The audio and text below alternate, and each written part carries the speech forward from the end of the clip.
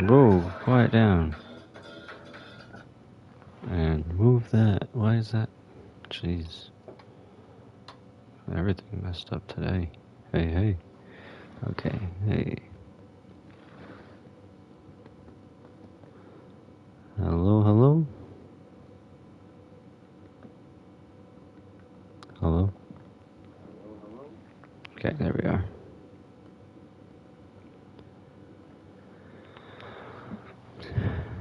Hi, I'm Jack Honey. This is Jack Honey Game, and we're here for Terror Tuesday, which is a bi-weekly thing that I do where I play a horror game. And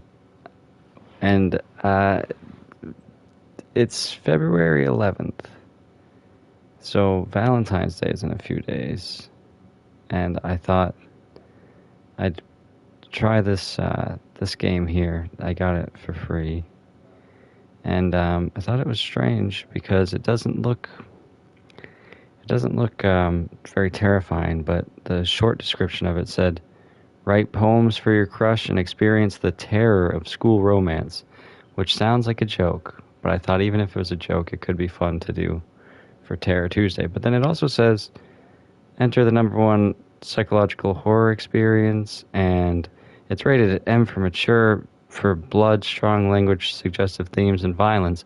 And now it's saying this game is not suitable for children or those who are easily disturbed. So I don't know what we're in for, but we're in for it. Individuals suffering from anxiety or depression may not have a positive experience playing this game. It doesn't look so dark.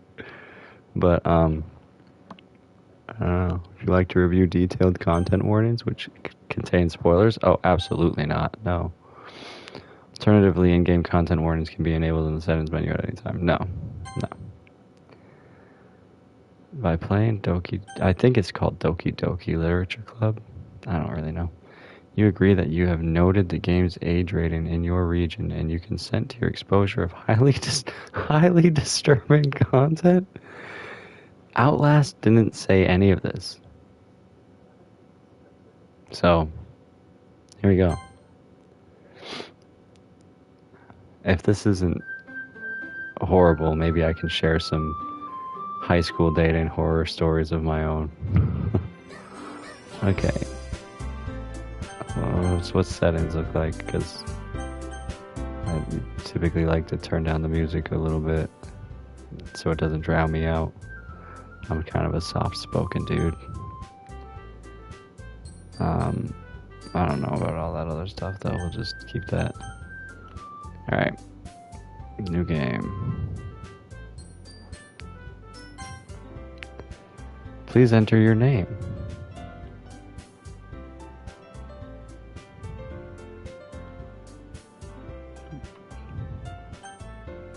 That's me.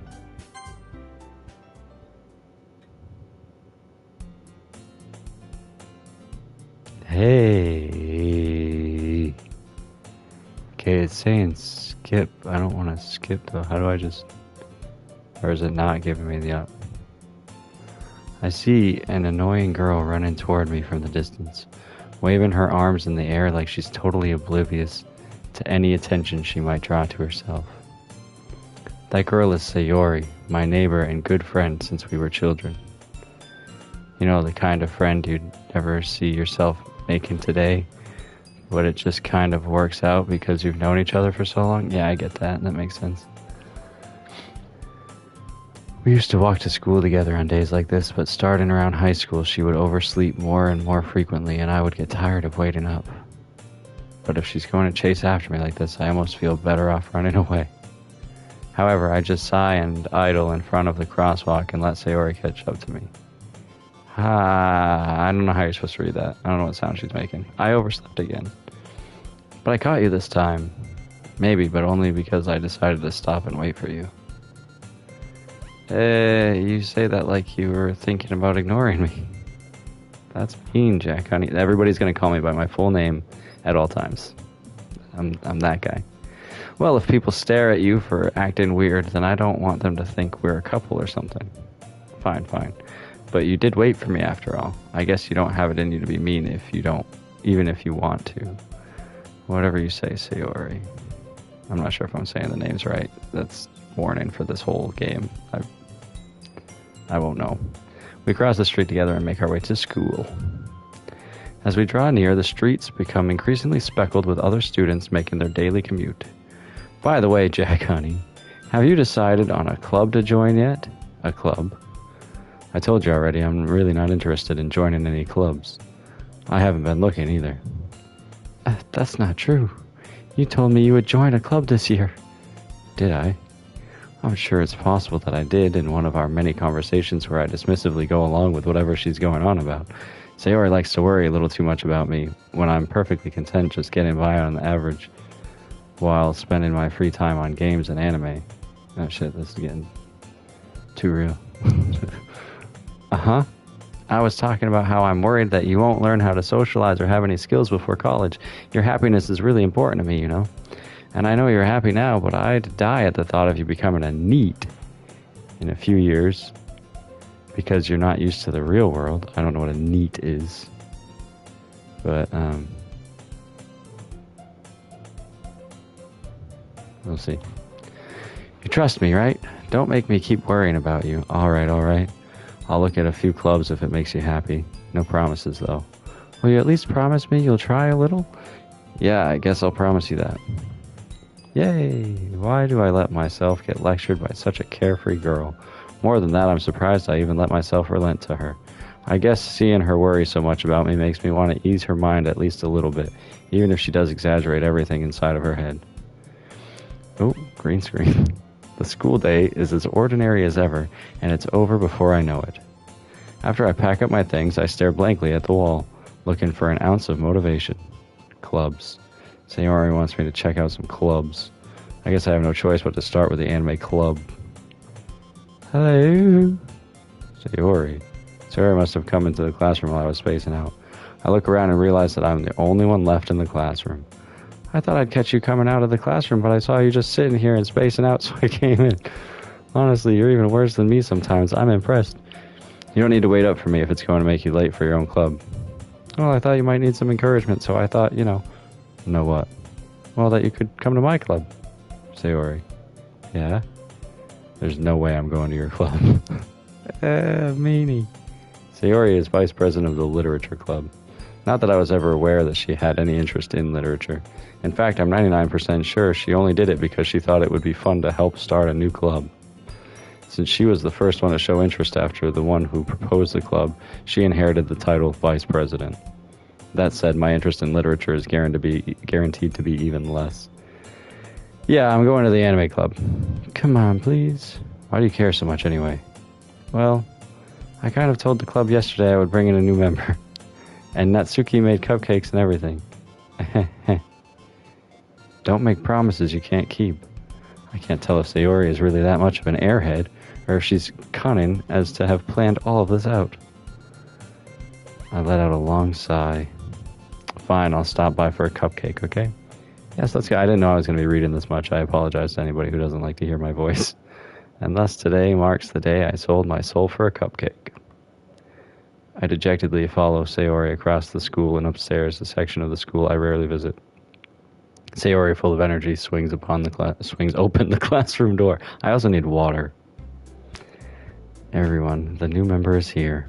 I told you, don't call me a new member. I glance around the room. Welcome to the literature club. It's a pleasure to meet you. Sayori always says nice things about you. Oh, see, they're just trying to make me feel bad for my resentment.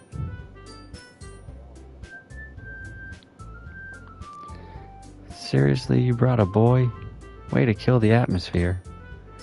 Ah, Jack, honey, what a nice surprise. Welcome to the club. All words escape me in this situation. This club is full of incredibly cute girls. What are you looking at? If you want to say something, say it. Sorry. Natsuki. The girl with the sour attitude, whose name is apparently Natsuki, is one I don't recognize. Her small figure makes her look like a first-year student.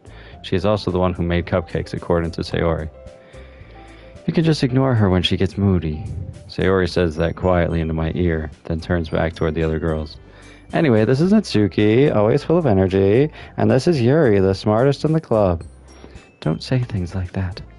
Yuri, who appears comparably more mature and timid, seems to have a hard time keeping up with people like Sayori and Natsuki. Well, it's nice to meet both of you. And it sounds like you already know Monica. Monica? It's not how we spell it. I don't know. Monica? I'm sorry. I'm going to call her Monica. That's right. It's great to see you again, Jack, honey. Monica smiles sweetly. We do know each other. Well, we rarely talked, but we were in the same class last year. Monica was probably the most popular girl in class. Smart, beautiful, athletic, basically completely out of my league. So having her smile at me so genuinely feels a little... You too, Monica. Come sit down, Jack, honey. We made room for you at the table so you can sit next to me or Monica. I'll get the cupcakes. Hey, I made them. I'll get them. Sorry, I get a little too excited. Then how about I make some tea as well? The girls have a few desks arranged to form a table. As Sayori mentioned, it's been widened so that there is no space next to Monica and one space next to Sayori. I'm sorry, there is one space next to Monica and one space next to Sayori. Natsuki and Yuri walk over to the corner of the room where Natsuki grabs a wrapped tray and Yuri opens the closet. Still feeling awkward, I take a seat next to Sayori. Natsuki proudly marches back to the table, tray in hand. Okay, are you ready? Ta-da! Aua! Natsuki lifts the foil off the tray to reveal a dozen white fluffy cupcakes decorated to look like little cats. The whiskers are drawn with icing and little pieces of chocolate were used to make ears. So cute. I had no idea you were so good at baking, Natsuki. Well, you know. Just hurry and take one. Sayori grabs one first, then Monica. I follow. It's delicious. Sayori talks with her mouth full and has already managed to get icing on her face. I turn the cupcakes around in my fingers, looking for the best angle to take a bite. Natsuki is quiet. I can't help but notice her sneaking glances in my direction. Is she waiting for me to take a bite? I finally bite down. The icing is sweet and full of flavor. I wonder if she made it herself. This is really good. Thank you, Natsuki. Why are you thanking me? It's not like I... Haven't I heard this somewhere before? Made them for you or anything. I thought you technically did. Sayori said, well, maybe. But not for you, you, dummy. I'm gonna sneeze, sorry.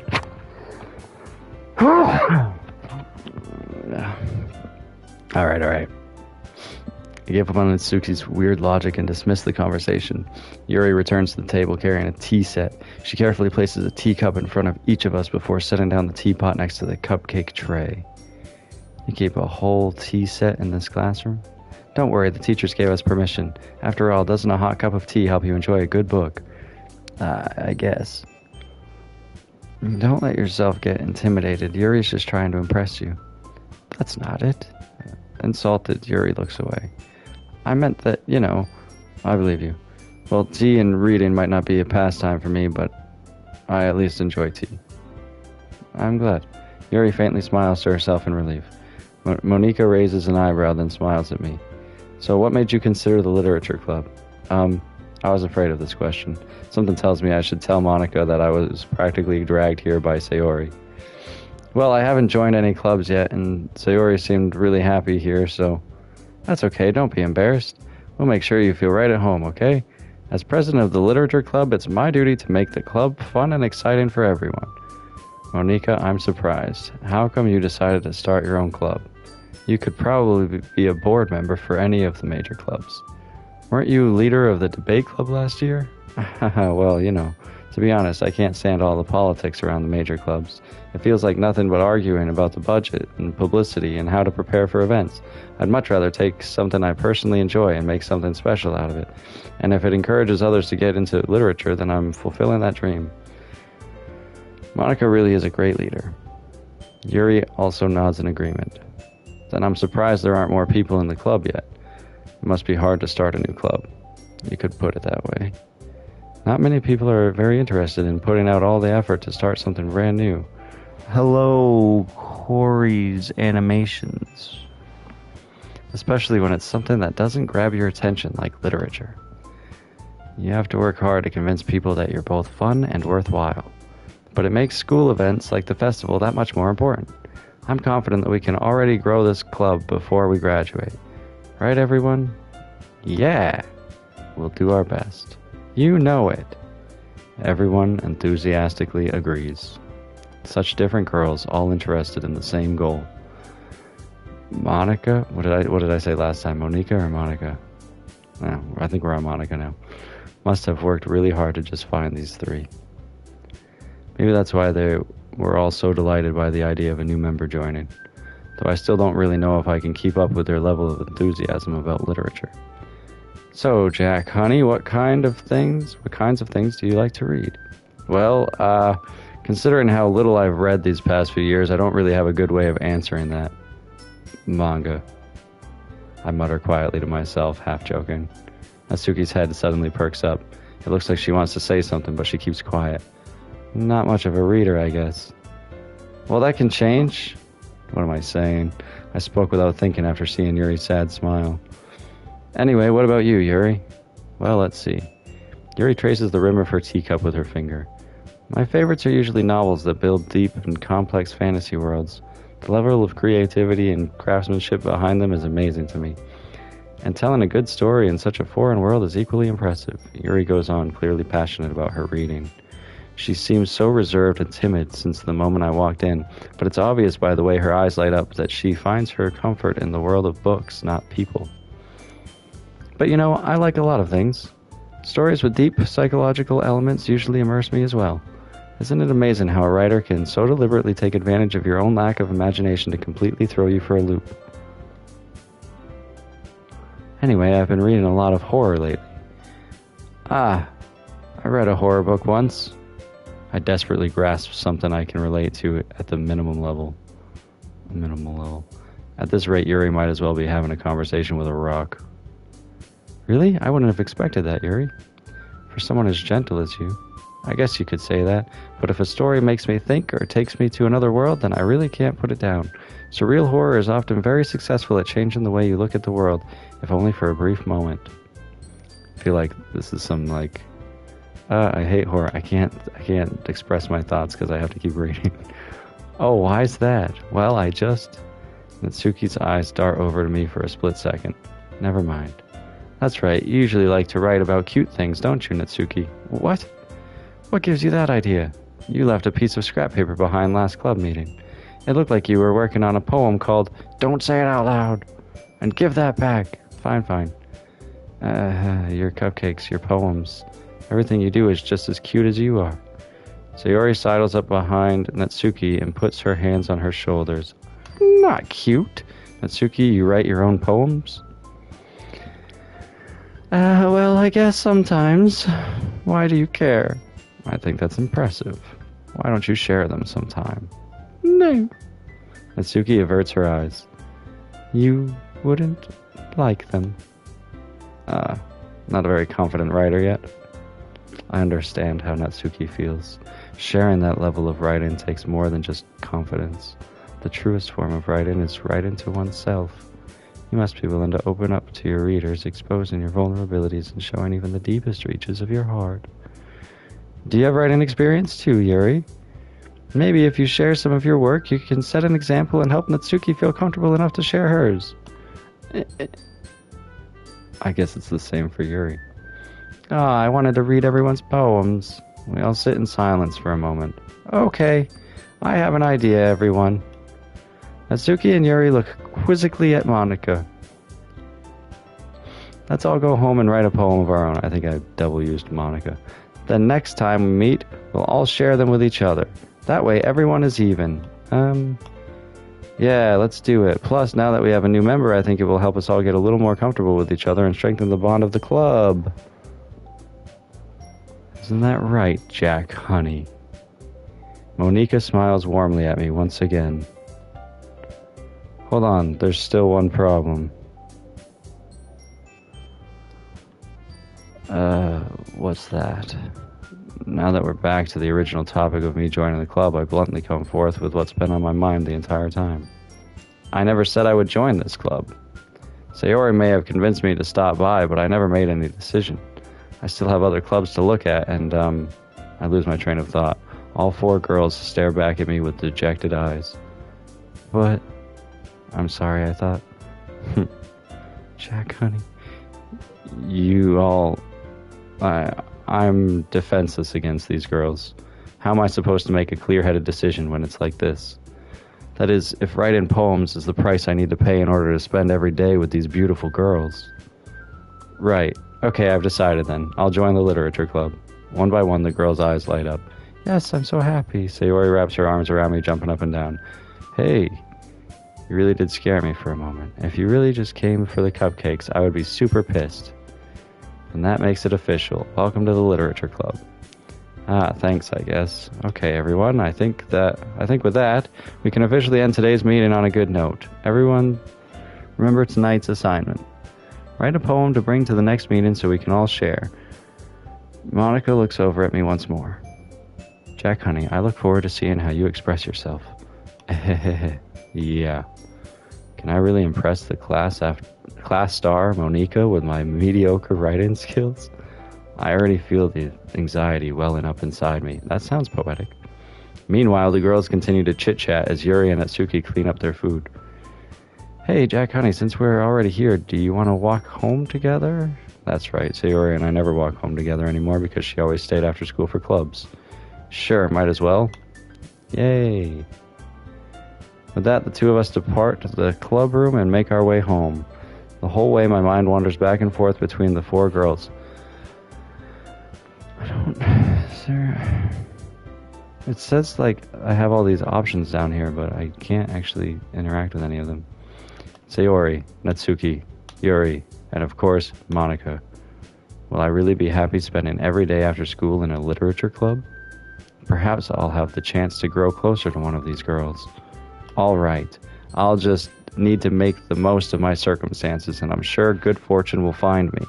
And I guess that starts with writing a poem tonight. Okay, so I finally get to do something? This is so much intro. It's time to write a poem. Pick words you think your favorite club member will like. Something good might happen with whoever likes your poem the most. Okay, let's see. I just pick random frickin' words? Okay. Beauty. Kiss. Journey, maybe? Journey? Variance. Electricity, flee, covet, frightening, unrequited, agonizing. Right, these are very emotional words, but I don't have any clue what I'm doing here. They finally give me a moment where I can play, and I'm stumped already. Let's go with unrequited. Oh my gosh. Vertigo, heartbeat, disarray, sunny, skipping, shopping, ambient, unstable, contamination, time. Let's go time. How am I gonna know if I'm doing a good job or not? Hurt.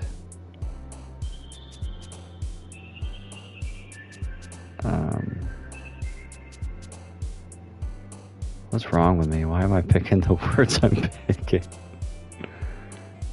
Should I just throw in a rainbow? Just to... Broken. I'm just trying to pick words that go together at this point. Alone.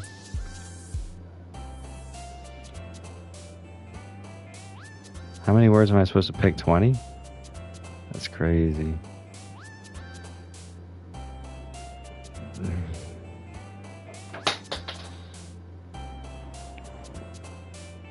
My green screen just collapsed. I'll be right back.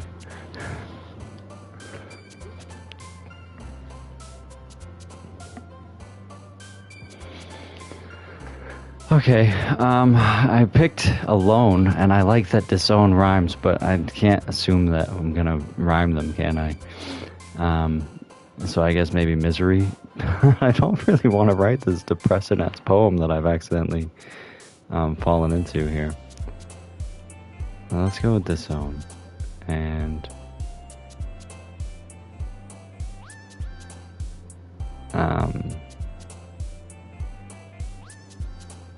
man, I don't know.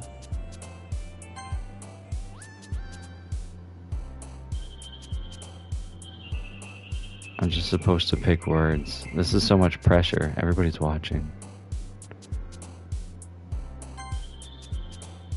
I'm going for the purple one. Just because I feel like I've been given the most about her interests in reading since, you know, she actually talked about what she reads. But, and she does keep bouncing, and I think maybe that's good. I'm not really sure, though. How about meager? See, she's bounced again.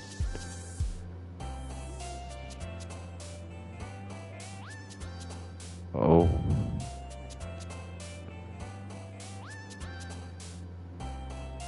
How dark do we want to go with this?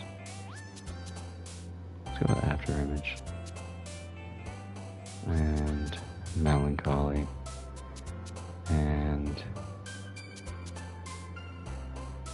grief. No, shit. I got the wrong one bouncing on that one. Let's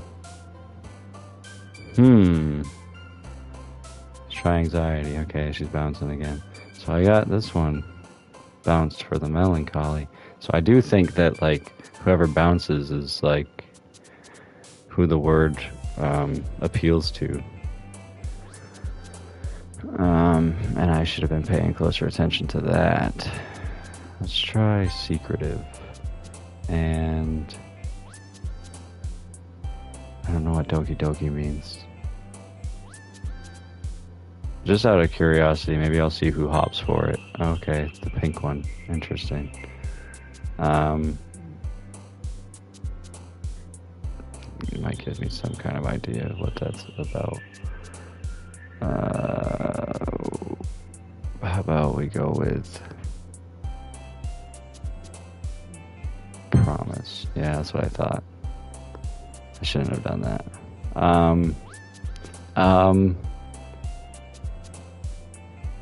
Destiny and precious. No, shit. Atone. Yeah, I thought she'd like that one. Disaster. Yeah, she likes that kind of stuff. All the sad stuff. All the depressing. Come on, get this green going.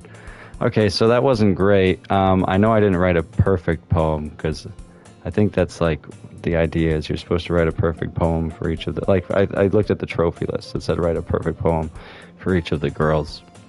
And I fudged it. So, oh well. I can just use a guide after and ace it. Hi again, Jack Honey. Glad to see you didn't run away on us. Ha ha ha. Nah, don't worry. This might be a little strange for me, but I at least keep my word. Well, I'm back at the literature club. I was the last to come in, so everyone else is already hanging out. Thanks for keeping your promise, Jack Honey. I hope this isn't too overwhelming of a commitment for you, making you dive headfirst into literature when you're not accustomed to it. Oh, come on, like he deserves any slack. Sayori told me you didn't even want to join any clubs this year, and last year too. I don't know if you plan to just come here and hang out or what, but if you don't take us seriously, then you won't see the end of it. Natsuki, you certainly have a big mouth for someone who keeps her manga collection in the club room. Natsuki finds herself stuck between saying Monika and manga. Manga is literature. Swiftly defeated, Natsuki plops back into her seat. Don't worry, guys. Jack Honey always gives it his best as long as he's having fun. That's true. Yeah. He helps me with busy work without me even asking. That's not true. Like cooking, cleaning my room? No, I don't do that. How dependable. Sayori, that's because your room is so messy it's distracting. And you almost set your house on fire once. Is that so? You two are really good friends, aren't you? I might be a little jealous. How come you and Jack Honey can become good friends too? Sayori. Hmm? As usual, Sayori seems oblivious to the weird situation she's just put me into. Uh-oh. Yuri even brought you something today, you know? Wait, Sayori. Me? Not really. Don't be shy. It's really nothing. What is it? Never mind. Sayori made it sound like a big deal when it's really not. What do I do? I'm sorry, Yuri, I wasn't thinking. I guess that means it's up to me to rescue this situation. Hey, don't worry about it. First of all, I wasn't expecting anything in the first place, so any nice gesture from you is a pleasant surprise. It'll make me happy no matter what. Is that so? Yeah, I won't make a big deal of it if you don't want it to be. I need water. Alright, well, here. Yuri reaches into her bag and pulls out a book. I didn't want you to feel left out, so I picked out a book that I thought you might enjoy. It's a short read, so it should keep your attention even if you don't usually read. And we could, discuss it if you wanted. How is this girl accidentally being so cute? She even picked out a book she thinks I'll like, despite me not reading much. Yuri, thank you. I'll definitely read this. I enthusiastically take the book. Phew. Well, you can read it at your own pace. I look forward to hearing what you think. Now that everyone's settled in, I expected Monika to kick off some scheduled activities for the club, but that doesn't seem to be the case. Sayori and Monika are having a cheery conversation in the corner. Yuri's face is already buried in a book. I can't help but notice her intense expression like she's waiting for this chance. Meanwhile, Natsuki is rummaging around in the closet. I'm really curious to talk to Yuri a little bit more, but at the same time, I would feel bad for distracting her from reading. I catch a glimpse of the cover of her book. It looks like the same book that she lent to me. More than that, she seems to be on the first few pages. Ah, crap. I think she noticed me looking at her. She sneaks another glance at me, and our eyes meet for a split second. But that only makes her hide her face deeper in her book. Sorry. I was just spacing out. I mutter this, sensing I made her uncomfortable. Oh. It's fine. If I was focused, then I probably wouldn't have noticed in the first place. But I'm just rereading a bit of this, so... That's the book you gave me, right? Mm-hmm. I wanted to reread some of it. Not for any particular reason. Just curious how come you have 2 copies of the same book? Well, when I stopped at the bookstore yesterday... that's not what I meant. I mean, I just happened to buy 2 of them. I see. There's something fairly obvious here that Yuri isn't telling me, but I decided to let it go. I'll definitely start reading it soon. I'm glad to hear. Once it starts to pick up, you might have a hard time putting it down. It's a very engaging and relatable story. Is that so?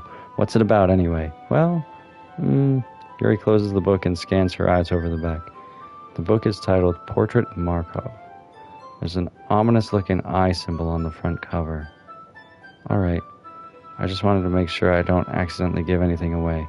Basically, it's about this girl in high school who moves in with her long-lost younger sister.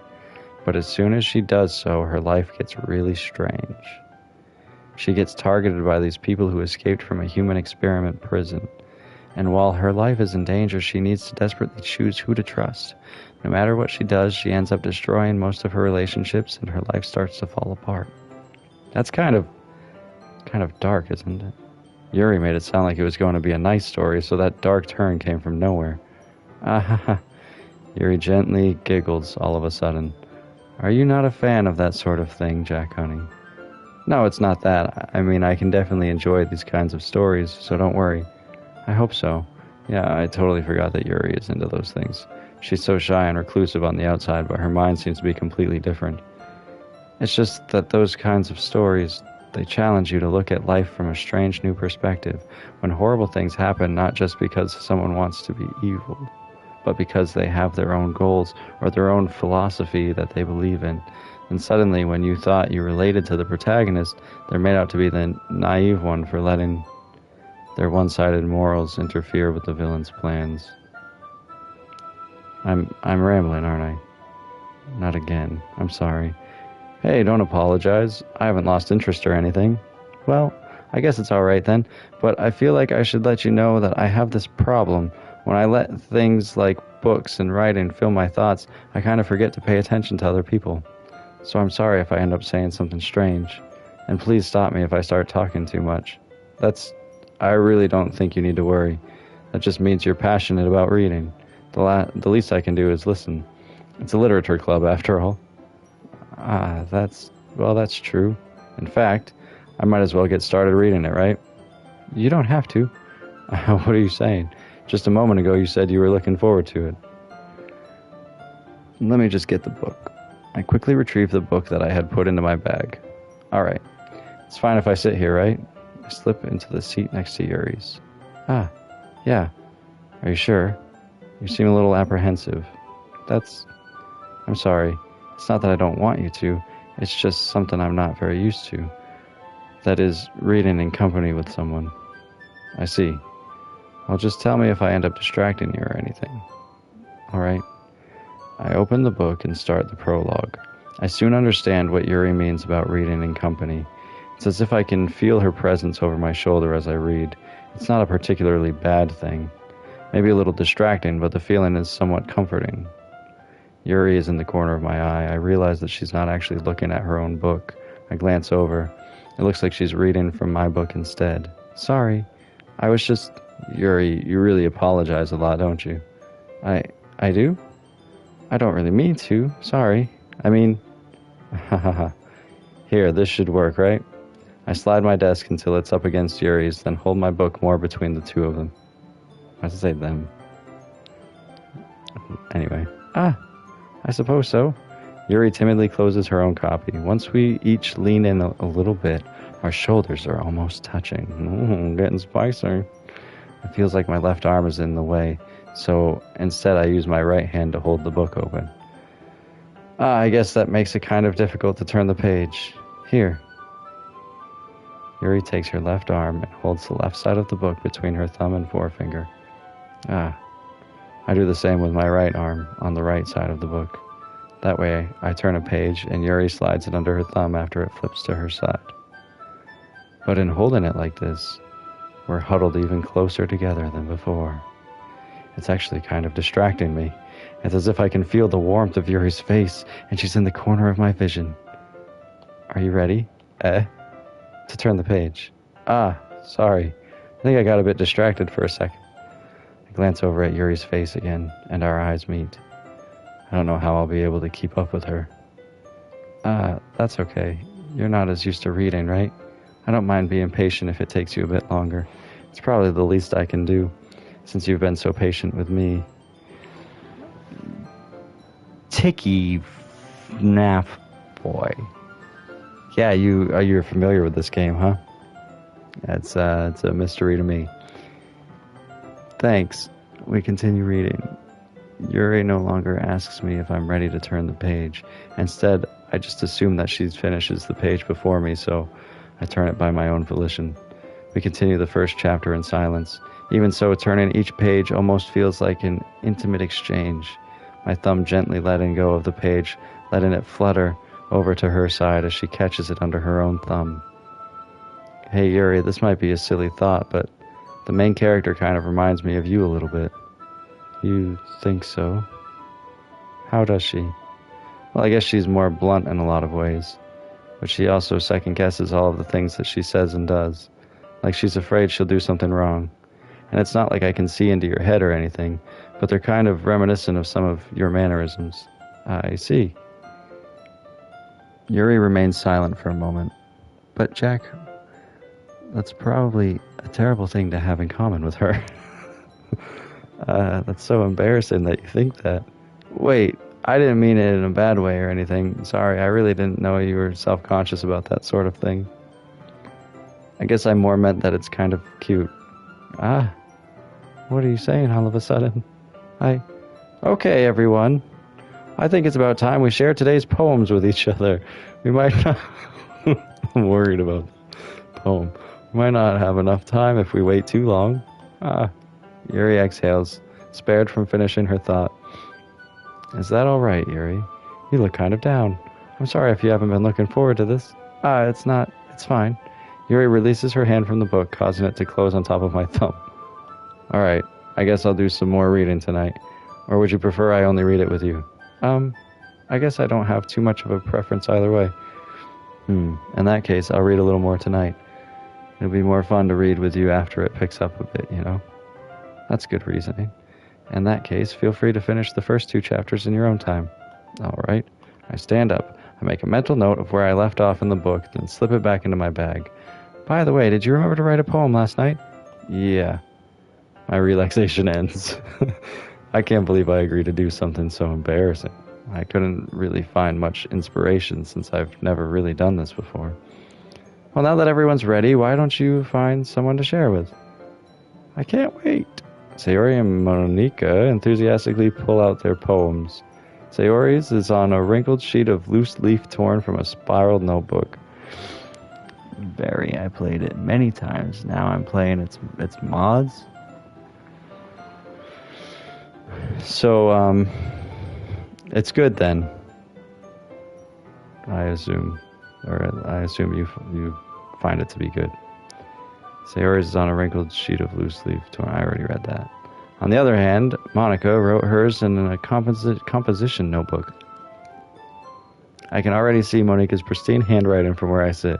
Natsuki and Yuri reluctantly comply as well, reaching into their bags. I do the same myself. Who should I show my poem to first? Oh, it's gotta be, Yuri. That's who I had in mind, right? Yuri seems the most experienced, so I should start with her. I can trust her opinion to be fair. Eek. I just want her to be nice to me. As Yuri reads the poem, I notice her eyes lighten. Exceptional. What was that? Did I say that out loud? Yuri first covers her mouth, but then ends up covering her whole face. He's going to hate me. You really didn't do anything wrong, Yuri. I guess you're right. What am I getting so nervous for? Yuri takes a breath. So, what kind of writing experience do you have? Your use of imagery and metaphors indicates you've written a lot of poetry before. Really? Wow, that's a huge compliment coming from you. This is actually my first time, really. Huh? Yuri stares at me blankly, then looks at my poem again. Well, I know that. I just meant, Yuri trails off, unable to find an excuse. She traces her finger along the words in the poem as if breaking it down more thoroughly. Yeah, okay. This is the reason I was able to tell.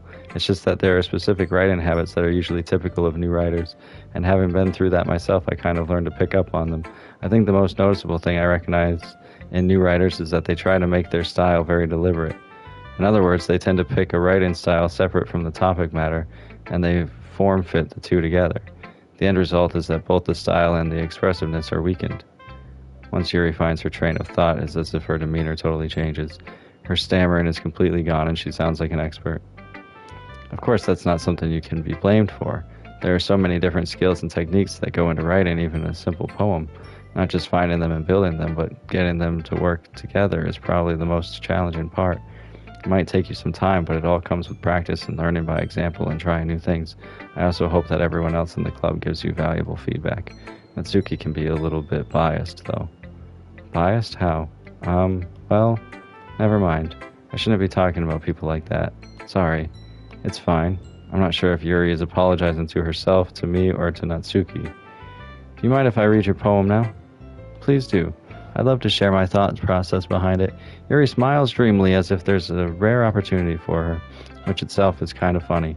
After all, isn't this supposed to be a literature club? Ghost under the light. I didn't think I was actually going to get to read anybody's poems. The tendrils of my hair illuminate beneath the amber glow. Bathing. It must be this one. The last remaining street light to have withstood the test of time. The last yet to be replaced by the sickening blue-green hue of the future. I bathe, calm, breathing air of the present but living in the past. The light flickers. I flicker back. There's some deep shit here. I'm not ready for this. I'm sorry, I have such terrible handwriting. It was kind of hard to read. What? I wasn't thinking that at all. But it took you a long time to read. Shut up. Well, I just don't read script very often. I actually think your handwriting is pretty. That's a relief. Also, I like the poem. Even though it's short, it was really descriptive. It wasn't too short. I usually write longer poems. Not at all. I'm really glad you liked it. I'll be honest, since it's our first time sharing, I wanted to write something a little more mild. Something easy to digest, I suppose. Are you into ghosts, Yuri? Hoo. Actually, the story isn't about a ghost at all, Jack, honey. Really? I must have totally missed the point. Well, I suppose you did only glance over it after all. But remember that poets often express their own thoughts, feelings, and experiences in their work. They usually do more than tell a simple story or paint a picture. In this case, perhaps the subject of the poem is only being symbolically compared to a ghost, lingering in her last remaining place of comfort, unable to let go of the past, and soon to be left with nothing. It's a lot more solemn putting it that way. I hadn't even thought of that. That's impressive. It's nothing, really. Yours was impressive too, so... Nah. If anything, I could probably learn a thing or two from you. You think so? Yeah, of course. I was really nervous about doing all this, but in the end I enjoyed it. I'm going to keep doing my best for you, Jack. Me too. Who should I show my poem to next? Oh, I don't know. Does it matter? Sayori. That's my friend. This is a good poem, Jack. Are you sure it's your first time? Of course. It's not that good. Am I the kind of guy who would be writing poems in his spare time? I guess you're right, but that's why it impressed me. Well, to be honest, I was afraid that you wouldn't do it seriously, or that you wouldn't write one at all.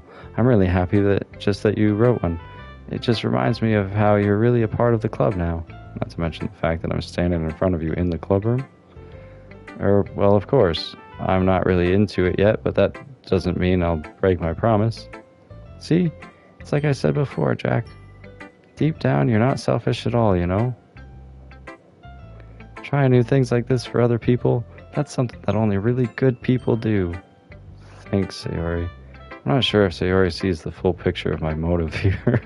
Then again, I can't deny that she's part of the reason I joined, knowing how much this means to her and all. Yeah, and I'm gonna make sure you have lots of fun here, okay? That will be my way of thanking you. Alright, I'm gonna hold you to that then. Yay. Now you read my poem too, right?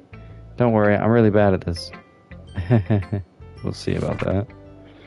Dear sunshine, the way you glow through my blinds in the morning makes me feel like you missed me. Kissing my forehead to help me out of bed, making me rub the sleepy from my eyes. Are you asking me to come out and play? Are you trusting me to wish away a rainy day? I look above, the sky is blue. It's a secret, but I trust you too. If it wasn't for you, I could sleep forever, but I'm not mad. Sayori, this is just a guess, but did you wait until this morning to write this? No? Just a little bit. You can't answer just a little bit to a yes or no question. I forgot to do it last night. Well, at least that makes me feel a little better about myself. Don't be mean. I still tried my best. Yeah.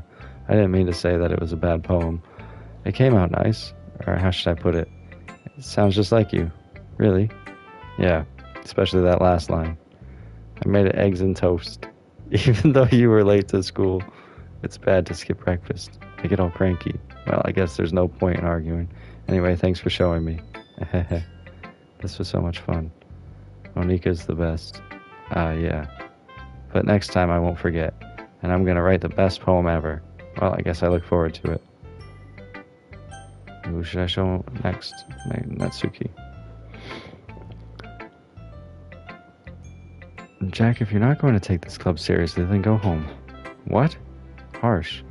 What, you expect me to believe that you actually put effort into this? Damn. Fucking rude, man. Do you think I'm stupid? I'm not a writer. Maybe it's not very good, but yeah, I did put in effort. We all start somewhere, right? If you're still proud of the first poem you ever wrote, then I'd like to read it.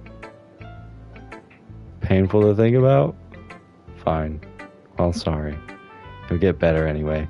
I tell you what to improve, but you're better off just trying again. Fair enough. Well, to each their own, I guess. Anyway, I guess I gotta share mine now. Knowing you, you'll probably think it's stupid. Eagles can fly. Monkeys can climb. Crickets can leap. Horses can race. Owls can seek. Cheetahs can run. Eagles can fly. People can try, but that's about it.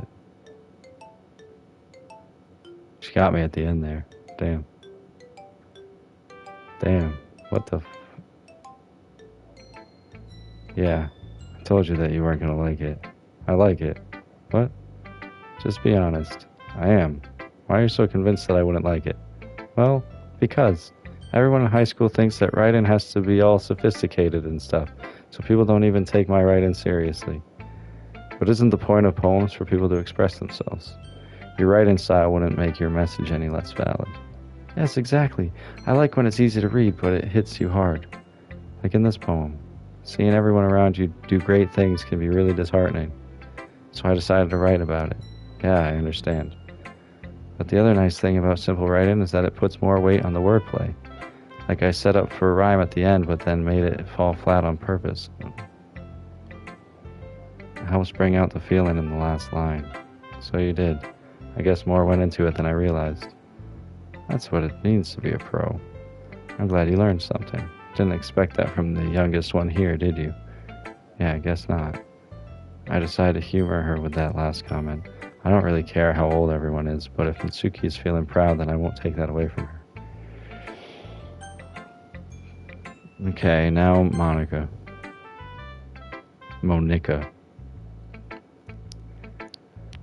Hi, Jack. Having a good time so far? Yeah. Good. Glad to hear. I haven't figured out if I'm going to give people voices or not yet, so. By the way, since you're new and everything, if you ever have any suggestions for the club, like new activities or things we can do better, I'm always listening. Don't be afraid to bring things up, okay? Alright, I'll keep that in mind. Of course, I'll be afraid to bring things up. I'm much better off just going with the flow until I'm more settled in. Anyway, want to share your poem with me? It's kind of embarrassing, but I guess I have to. Ah ha ha ha ha ha. Don't worry, Jack honey. We're all a little embarrassed today, you know. But it's that sort of barrier that we'll all learn to get past soon. Yeah, that's true. I hand Monica my poem. Great job, Jack honey. I was going ooh in my head while reading it. It's really metaphorical. I'm not sure why, but I didn't expect you to go for something so deep. I guess I underestimated you. It's easiest for me to keep everyone's expectations low. That way it always counts when I put in some effort. Ah ha ha ha, that's not very fair. Well, I guess it worked anyway. You know that Yuri likes this kind of writing, right? Writing that's full of imagery and symbolism. That's what I was going for. Unlike Sayori, who likes simple and direct words to describe happiness and sadness.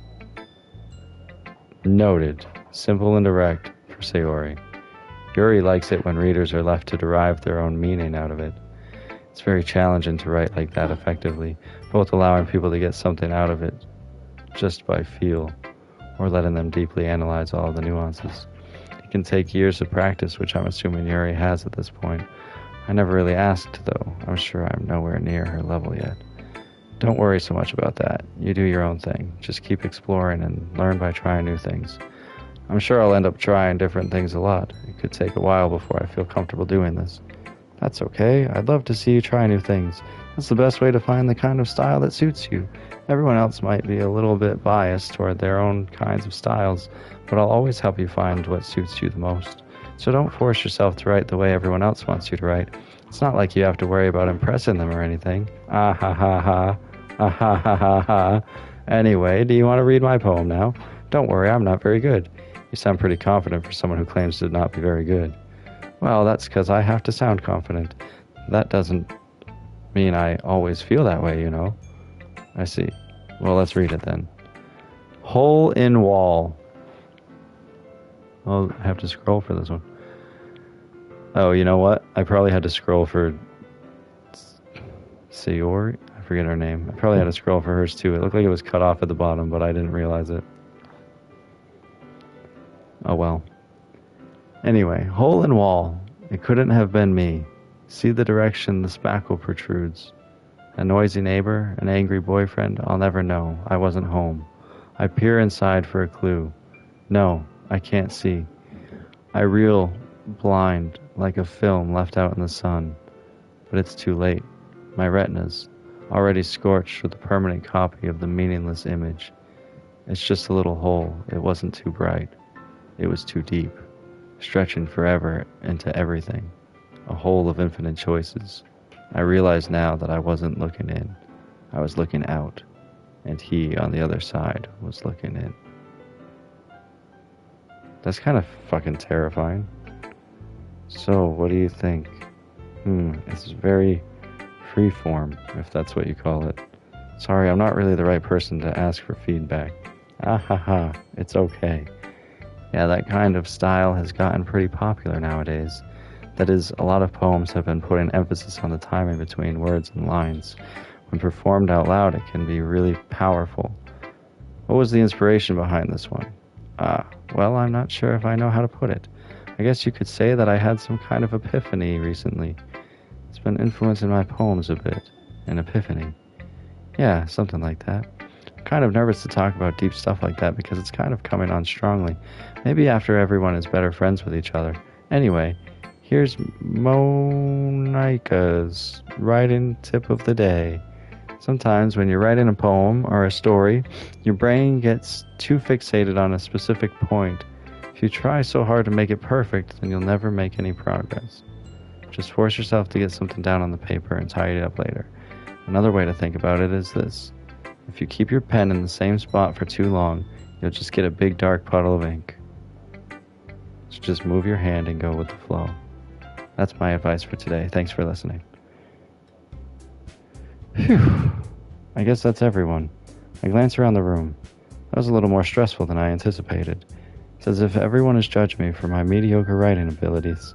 Even if they're just being nice, there's no way my poems can stand up to theirs. This is a literature club, after all. I sigh. I guess that's what I ended up getting myself into. Across the room, Sayori and Monika are happily chatting. My eyes land on Yuri and Natsuki. They gingerly exchange sheets of paper, sharing their respective poems. As they read in tandem, I watch each of their expressions change. Natsuki's eyebrows furrow in frustration. Meanwhile, Yuri smiles sadly. What's with this language? Did you say something? Oh, it's nothing. Natsuki dismissively returns the poem to the desk with one hand. I guess you could say it's fancy. Thanks. Yours is cute. Cute. Did you completely miss the symbolism or something? It's clearly about the feeling of giving up. How can that be cute? I know that. I just mean the language, I guess. I was trying to say something nice. You mean you have to try that hard to come up with something nice to say? Thanks, but it really didn't come out nice at all. Well, I do have a couple suggestions. If I was looking for suggestions, I would have asked someone who actually liked it. Which people did, by the way. Sayori liked it, and Jack Honey did too. So based on that, I'll gladly give you some suggestions of my own. First of all, excuse me, I appreciate the offer, but I've spent a long time establishing my writing style. I don't expect it to change anytime soon, unless of course I come across something particularly inspiring, which I haven't yet. And Jack Honey liked my poem too, you know. He even told me he was impressed by it. Natsuki suddenly stands up. Oh? I didn't realize you were so invested in trying to impress our new member, Yuri. That's not what I... You're just... Yuri stands up as well. Maybe you're just jealous that Jack Honey appreciates my advice more than he appreciated yours. Huh? And how do you know he didn't appreciate my advice more? Are you that full of yourself? No. If I was full of myself, I would deliberately go out of my way to make everything I do overly cutesy. Is everyone okay? Well, you know what? I wasn't the one whose boobs magically grew a size bigger as soon as Jack Honey started showing up. I have that effect. Sorry. Natsuki, that's a little... This doesn't involve you. I don't like fighting, guys. Suddenly, both girls turned towards me as if they just noticed I was standing there. Jack Honey. She's just trying to make me look bad. That's not true. She started it. If she could get over herself and learn to appreciate the simple writing is more effective, then this wouldn't have happened in the first place. What's the point in making your poems all convoluted for no reason? The meaning should jump out at the reader, not force them to have to figure it out. Help me explain that to her, Jack, honey. Wait, there's a reason we have so many deep and expressive words in our language. It's the only way to convey complex feelings and meaning the most effectively. Avoiding them is not only unnecessarily limiting yourself, it's also a waste. You understand that, right, Jack, honey? Well, how did I get dragged into this in the first place? It's not like I know anything about writing, but whomever I agree with, they'll probably think more highly of me. So, of course, that's going to be... yeah. So,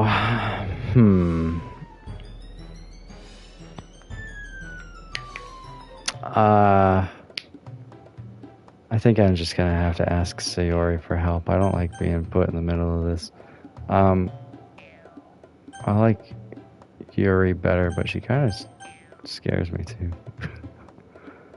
I'm gonna go with help me. Natsuki glares at me, drying up words I had in my mouth. So instead I turn to Yuri. But Yuri's expression is so defenseless that I can't bring myself to say anything to her. Sayori! Yeah, everyone's fighting is making Sayori uncomfortable. How can the two of you keep fighting when you know you're making your friend feel like this? Jack. Well, that's her problem. This isn't about her. I agree. It's unfair for others to inject their own feelings into our conflict. Yeah, unless Sayori wants to tell Yuri what a stuck-up jerk she's being. She would never. It's your immaturity that's made her upset in the first place. Excuse me. Are you listening to yourself? This is exactly why nobody likes... Stop. Natsuki, Yuri, you guys are my friends. I just want everyone to get along and be happy. My friends are wonderful people, and I love them because of their differences. Natsuki's poems, they're amazing because they give you so many feelings with just a few words, and Yuri's poems are amazing because they paint beautiful pictures in your head. Everyone's so talented. So why are we fighting? Because... Well, also, Natsuki's cute. There's nothing wrong with that.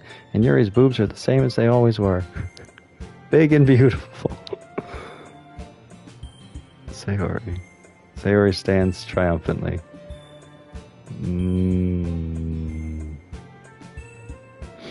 Whatever her name is, stands behind her with a bewildered expression.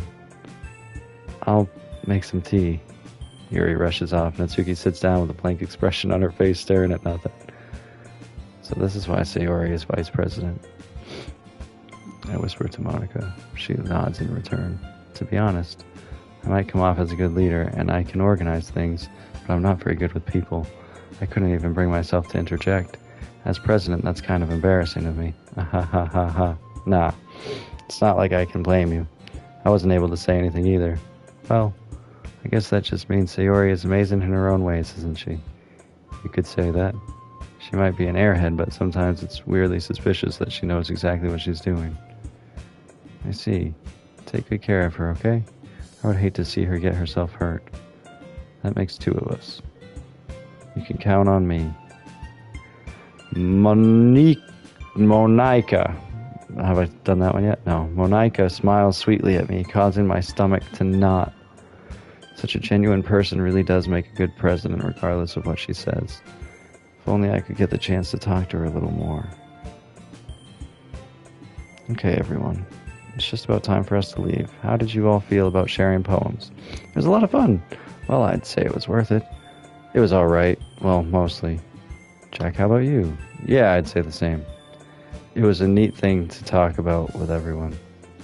Awesome. In that case, we'll do the same thing tomorrow, and maybe you learned something from your friends, too, so your poems will turn out even better.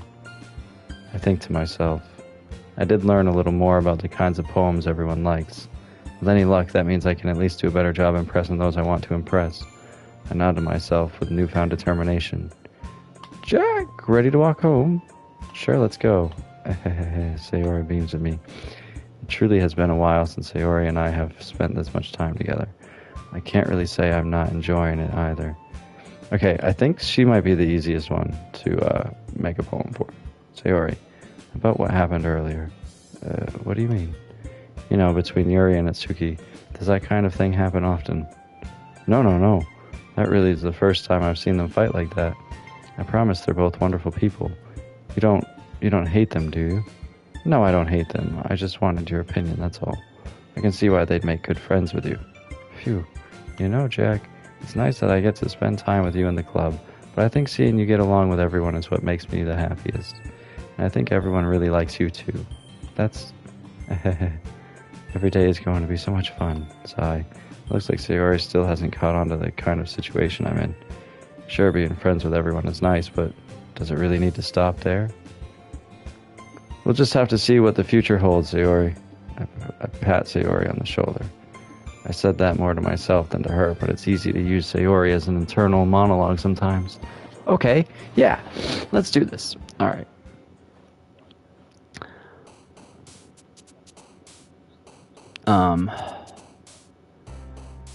Very straightforward feelings about happiness and sadness, right? That's what we like for Sayori. So, cry? Yeah, she liked that.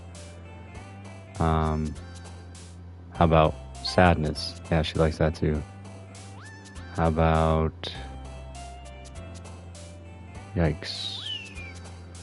We're getting a little less straightforward here.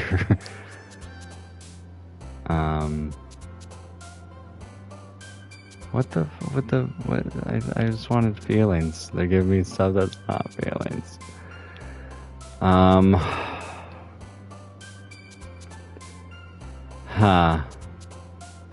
Agonizing's a good word, but believe me when I say keep playing this game. Alright, I will not only believe you, but I will make a commitment right now to make this the game I play next Terror Tuesday as well. Even though it's not been terrifying yet. A little nerve-wracking, but that's about it. Let's see. I'm gonna say disarray, but I knew it was gonna be something Yuri liked. Okay, how about something straightforward, like love? Yeah, she likes that. Okay, bunny? She likes simple words. Tears? She likes tears. Does she like sing? She likes sing. How about hurt? Yeah. How about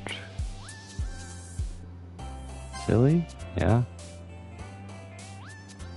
Smile. Yeah.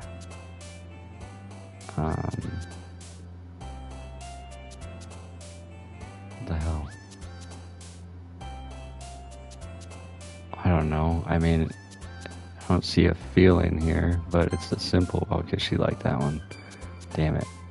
Okay, how about comfort? She likes comfort. How about warm? Yeah, she liked that one too. Calm? How about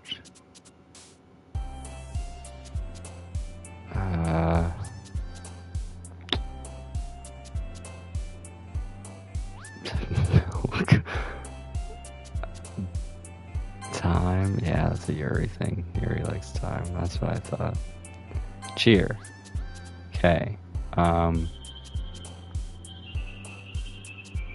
Sugar. That's, yeah, okay. She likes the cutesy stuff. I gotta remember that. Alright. Sweet. Okay. How about laugh? Yeah. Play? Sure. How about pain? Yeah, she liked that too. Okay, so I got like 4 wrong with that one. Another day passes and it's time for the club meeting already. How long have I been playing this? This is like, I can't tell. Okay, like an hour? Not bad, we'll keep going. Another day passes and it's time for the club meeting already. I've gotten a little more comfortable here over the past couple days. Entering the club room, the usual scene greets me. Hi, Jack. Yo, Sayori. Looks like you're in a good mood today. I'm just still not used to you being in the club, that's all. I see. That's a pretty simple thing to get you in a good mood. But I guess it's always the simple things with you anyway. Speaking of which, I'm kinda hungry. Will you come with me to buy a snack? No thanks. That's not like you at all. I have my reasons. Why don't we take a look at your purse, Sayori? Why that all of a sudden? No reason, really. I just wanted to look at it. Sayori nervously retrieves her coin purse. She fumbles with the latch and gets it open. Then she turns it upside down and lets its contents spill onto the desk. Only 2 small coins fall out. Ah, I knew it. I can see right through you, Sayori. That's not fair. How did you even know? It's simple. If you had enough money in the first place, you would have bought a snack before coming to the clubroom. So either you're not hungry and wanted an excuse to take a walk, or you plan to conveniently forget that you spent all your money so that I would lend you some. But there's one more thing. You're always hungry, and so that only leaves the one option. Ooh, I give up. Don't make me feel guilty. If you feel guilty, that means you deserve to feel guilty. Ah ha ha ha. Yuri suddenly giggles. I didn't notice that she was listening in. Her face is in her book as always. Ha. I wasn't listening or anything. It was just something in my book. Yuri, tell Jack to let me borrow some money. Don't get me involved like that, Sayori. Besides, you should only buy what you can responsibly afford. And frankly, after pulling a mischievous little stunt like that, your suffering is fair enough retribution. I didn't mean that. I got too absorbed into my book. I really like when you speak your mind, Yuri. It doesn't happen much, but it's a fun side of you. There's no way you could think that. You're right, though. I did something bad, and now I have to accept the retribution. That. Still, coming from you, Sayori, I guess there's a little devil inside all of us, isn't there? Don't let her fool you. Sayori knows exactly what she's doing. After all, she told you guys she was bringing me to the club before she even told me. But you wouldn't have come if it weren't for the cupcakes. So I had to trick Natsuki into making them. Come on, give me more credit than that, Sayori. Out of nowhere, something smacks Sayori in the face and tumbles onto the desk. Pwap. Kya. Ow. What was... a cookie. Sure enough, it's a giant cookie wrapped in plastic. Sayori glances around. Is this a miracle? It's because I paid my restitution. Retribution. Actually, that one almost worked. It did almost work. Ha ha ha ha. I was just gonna give it to you, but then I heard you blab about the cupcakes. It was totally worth seeing your reaction, though. Aha. Natsuki, that's so nice of you. I'm so happy. Sayori hugs the cookie. Jeez, just eat it. Sayori rapidly tears open the wrapper and takes a big bite. So good. Sayori suddenly clasps her hands over her mouth. I bit my tongue. Ahaha. You're going through a lot over just one cookie. Natsuki takes a bite of her own cookie. Yours looks really good too, Natsuki. Can I try it? Jeez, beggars can't be choosers. But yours is chocolate. Yeah, why do you think I gave you that one? Fine. Still, I'm really happy that you shared this one with me. Sayori gets out of her seat and goes behind Natsuki, then wraps her arms around her. Jeez, I get it. Cookie still in hand, Natsuki reaches up to nudge Sayori off of her. Sayori suddenly leans down and takes a bite out of Natsuki's cookie. Hey, did you seriously just do that? Mouthful, Sayori trots away to safety. Yuri and I laugh as well. Jeez, you're such a kid sometimes. Manana. Can you tell Sayori? Natsuki glances around. Monica isn't in the clubroom. Where's Monica anyway? Good question. Have any of you heard anything about her being late today? Not me. Yeah, I haven't either. That's a bit unusual. I hope she's okay. Of course she's okay. She probably just had something to do today. She's pretty popular after all. You don't think she has a... I wouldn't be surprised. She's probably more desirable than all of us combined. That's true. Excuse me? Suddenly the door swings open. Sorry, I'm super sorry. There you are. I didn't mean to be late. I hope you guys weren't worried or anything. Monica chose the club over her boyfriend after all. You're so strong-willed. Boyfriend? What on earth are you talking about? Monica quizzically glances at me. Never mind that. What held you up anyway? Well, my last period today was study hall. To be honest, I kind of just lost track of time. That makes no sense, though. You would have heard the bell ring, at least. I must not have heard it since I was practicing piano.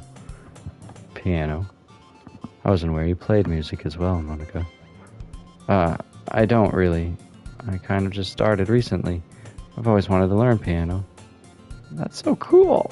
You should play something for us, Monica. Monica looks at me. Maybe once I get a little bit better, I will. Yay. That sounds cool. I'd also look forward to it. Is that so? In that case, I won't let you down, Jack, honey. Monica smiles sweetly. I didn't mean any pressure or anything like that. Don't worry. I've been practicing a whole lot recently, and I'd really love the chance to share once I'm ready. I see. In that case, best of luck. Thanks. So I didn't miss anything, did I? Not really. I choose to leave out Sayori's mischievous escapade. I'm sure Natsuki will end up complaining to her anyway. It looks like everyone has already settled down. Sayori somehow already finished her entire cookie. Yuri is back to her book and Natsuki disappeared in the closet. Man, it looks like no one wants to be bothered today. I slumped down into the nearest desk. How am I supposed to occupy myself with something literature related by myself like this? I guess I could always read some of the book Yuri gave me, but I'm feeling a little too tired to read. I could probably fall asleep right now, close my eyes, and end up listening in on Sayori's conversation with Monica. We're probably gonna seem really lame compared to all the other clubs, though. Well, we can't give up. The festival is our chance to show everyone what literature is all about. The problem is that the idea of a literature club sounds too dense and intellectual, but it's not like that at all, you know? We just need a way of showing that to everyone. Something that speaks to their creative minds. That doesn't solve the problem, though. What do you mean? Even if we come up with the most fun thing ever, nobody will come in the first place if it's a literature event. So it's important to figure out how to get people to show up in the first place, you know? And after they come, we can do the thing to speak to their creative minds. What's this? Sayori's taking this really seriously. It's rare to hear her deliberating like this. That's a good point. In that case, do you think food will do the trick? What kind? Well, I guess we could cupcakes. Good thinking. Natsuki would love to do that. You're right. Natsuki makes the best cupcakes. That works out perfectly. That wasn't why you suggested it. Cupcakes speak to my creative tummy. Cupcakes it is, then. I'm hungry. Anyway, we still need to work out the details of the event itself. I find myself smiling. In the end, Sayori is still her usual self. But therein lies the unexpected reason I admire her. Unlike me, who has trouble finding any motivation at all, Sayori can put her mind to things and make them come to life. I suppose that's why I end up letting her get on my case about things. I can't help but wonder what it would be like to see the world through her eyes. Ooh-ah! I open my eyes to find Sayori's face filling my vision. I nearly fall out of my chair. Sorry. Wait. Actually, I'm not sorry at all. It's your fault for sleeping like that. This isn't the napping club. Does our school have a napping club? You're staying up late again, aren't you? Now that you're in a club, you're gonna have less time for anime, you know. You'll need to get used to it. Don't say that so loud. I glance over my shoulder to see if Monica overheard. It's true, though. Yeah, I know. You're always looking out for me, Sayori. It's what I do best. That's a problem. What about you? You look out for me better than you look out for yourself. You're still oversleeping every day, aren't you? Not every day. That's not very convincing. How many days this past week have you gotten up on time? It's a secret. I knew it. Come on. At least give me the benefit of the doubt. I can't even do that. Look, Sayori, it's written all over you. Sayori glances around at herself. How is it written all over me? You're clearly in a rush this morning. Look, your hair is sticking out all around here. I run my fingertips down the side of Sayori's hair, trying to straighten it out. Man, you really need a brush for this. My hair's just really hard to get right. I won't fall for that. There's more than just your hair. Look, your bow isn't straight either. And there's a toothpaste stain on your collar right there. I try to wipe off the stain with my finger. But nobody would ever notice that. Of course they would. Nobody's going to tell you about it because they don't want to embarrass you. Fortunately, I really don't care about that. Hey, you meanie. You don't even keep your blazer buttoned up. Seriously, Sayori. Hey, why do you think you don't have a boyfriend yet? That's super mean. Sorry, but you'll thank me later. I start to button her blazer from the bottom. Once you see how much better it looks, you'll change your mind. This is so funny. What is it? Well, I was just thinking how weird it is to have a friend who does these kinds of things. Don't say that. You make me feel weird about it. It's stupid. It's okay, though. I'm happy we're like this, aren't you? I guess. Hey, be careful. The button might come off.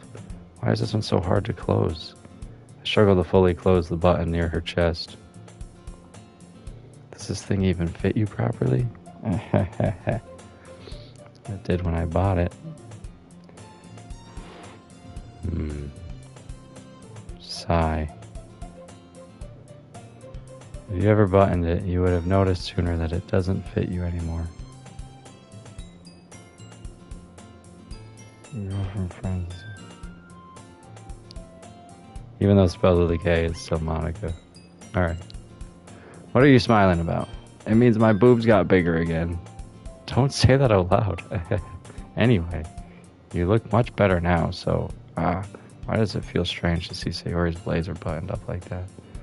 But it's so stuffy. It's not worth it at all. Sayori hastily unbuttons her blazer once more. Sorry about the green. Phew. That's so much better. Sayori puts her arms out and twirls around. So if I keep it unbuttoned, then I won't get a boyfriend, right? What kind of logic is that? And why are you saying it like that's a good thing? Because if I had a boyfriend, then he wouldn't even let you do things like this. And you take care of me better than anyone else would, anyway.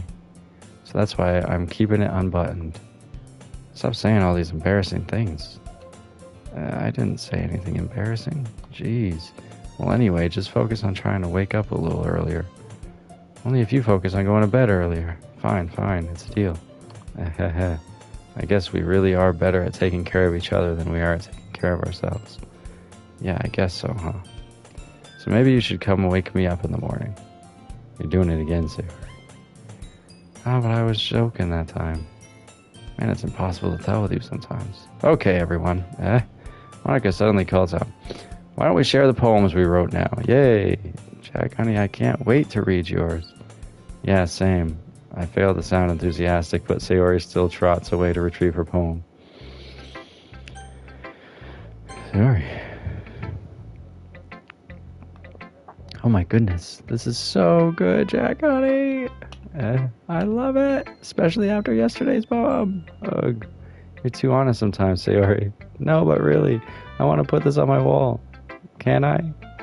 Sayori, you must be seriously overreacting. I'm not a good writer at all.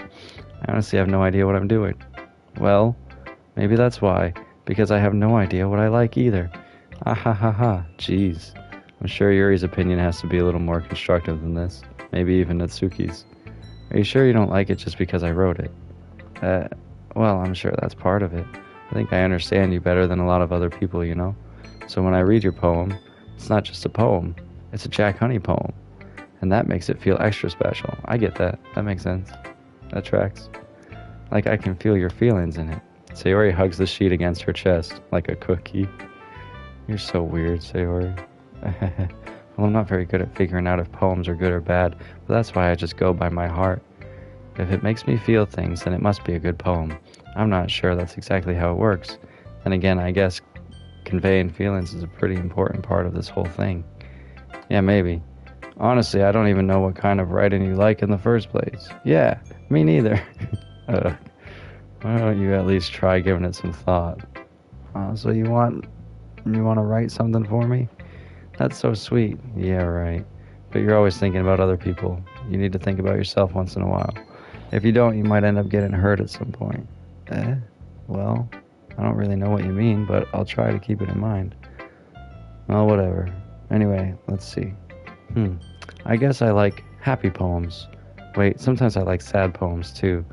Sometimes a little bit of both. There's a word for that, right? What's the word I'm looking for? Bittersweet. Yeah, I like things that are happy and things that are sad. Happy and sad. Can't see you liking something sad, Sayori. Well, I like happy the most. But sometimes when you have a little rain cloud in your head, a sad poem can help give the rain cloud a little hug and make a nice happy rainbow. Sayori, that's unexpectedly poetic. It is? Maybe I'm getting better at expressing my feelings after all. Thanks, Jack. I should go write that down then. You can read my poem now, okay? Yeah, let's see. Bottles. I pop off my scalp like the lid of a cookie jar. It's the secret place where I keep all my dreams. Little balls of sunshine all rubbing together like a bundle of kittens. I reach inside with my thumb and forefinger and pluck one out. It's warm and tingly, but there's no time to waste. I put it in a bottle to keep it safe, and I put the bottle on the shelf with all the other bottles. Happy thoughts, happy thoughts, happy thoughts in bottles, all in a row. My collection makes me lots of friends. Each bottle is starlight to make amends. Sometimes my friend feels a certain way. Down comes a bottle to save the day. Night after night, more dreams. Friend after friend, more bottles. Deeper and deeper my fingers go, like exploring a dark cave, discovering the secrets hiding in the nooks and crannies, digging and digging, scraping and scraping. I blow dust off my bottle caps. It doesn't feel like time elapsed. My empty Sorry, I just got a song stuck in my head. My empty shelf could use some more. My friends look through my locked front door. Finally all done. I open up, and in come my friends. And they come in such a hurry. Do they want my bottles that much? I frantically pull them from the shelf, one after the other, holding them out to each and every friend, each and every bottle. But every time I let one go, it shatters against the tile between my feet. Happy thoughts, happy thoughts, happy thoughts in shards all over the floor. They were supposed to be for my friends who aren't smiling. They're all shouting, pleading, something. But all I hear is echo, echo, echo, echo, echo inside my head. Holy crap. Sayori, did you really write this? Of course I did. Didn't I tell you yesterday I was going to write the best poem ever? Yeah, but I didn't expect something like this coming from you. Monica taught me a whole lot, and I've been really in touch with my feelings recently. I see that. It's almost kind of creepy. Creepy? Well, not exactly. Maybe because I'm so used to you being cheerful. Well, never mind. I'm thinking too hard about it. The point is, it came out good, so you should be proud of it. Aw, thanks. I feel like I was meant to express myself this way. It even helps me understand my own feelings a little bit better. Writing is like magic. You've gotten pretty passionate about this, huh? I hope you keep it up. Yeah, writing's the best. I'm gonna keep writing until I die. Don't get ahead of yourself. Sayori's always had a habit of getting obsessed with something before dropping it, no more than a week later. Yeah, I got that problem too. I wonder if this is one of those times. But seeing the passion in her eyes makes it hard for me to be pessimistic. Who should I show my poem to next? Natsuki. Well, I can admit that it's better than the last one. It's nice to see that you're putting in some effort. That's good. Come to think of it, this kind of reminds me of Sayori's poem from yesterday. You think so? Yeah, well, I guess if you've been friends with her for so long, you might be on the same wavelength. But you never really struck me as her type. Sayori has a type all of a sudden? Well, I don't know, but honestly, how can someone so, fluffy spend so much time with someone like you? It's like she's dragging around a dead weight. That was a little unnecessary. But think of it this way.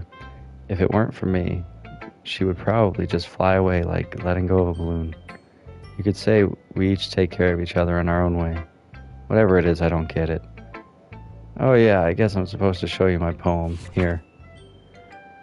Amy likes spiders. You know what I heard about Amy? Amy likes spiders. Icky, wriggly, hairy, ugly spiders. That's why I'm not friends with her. Amy has a cute singing voice.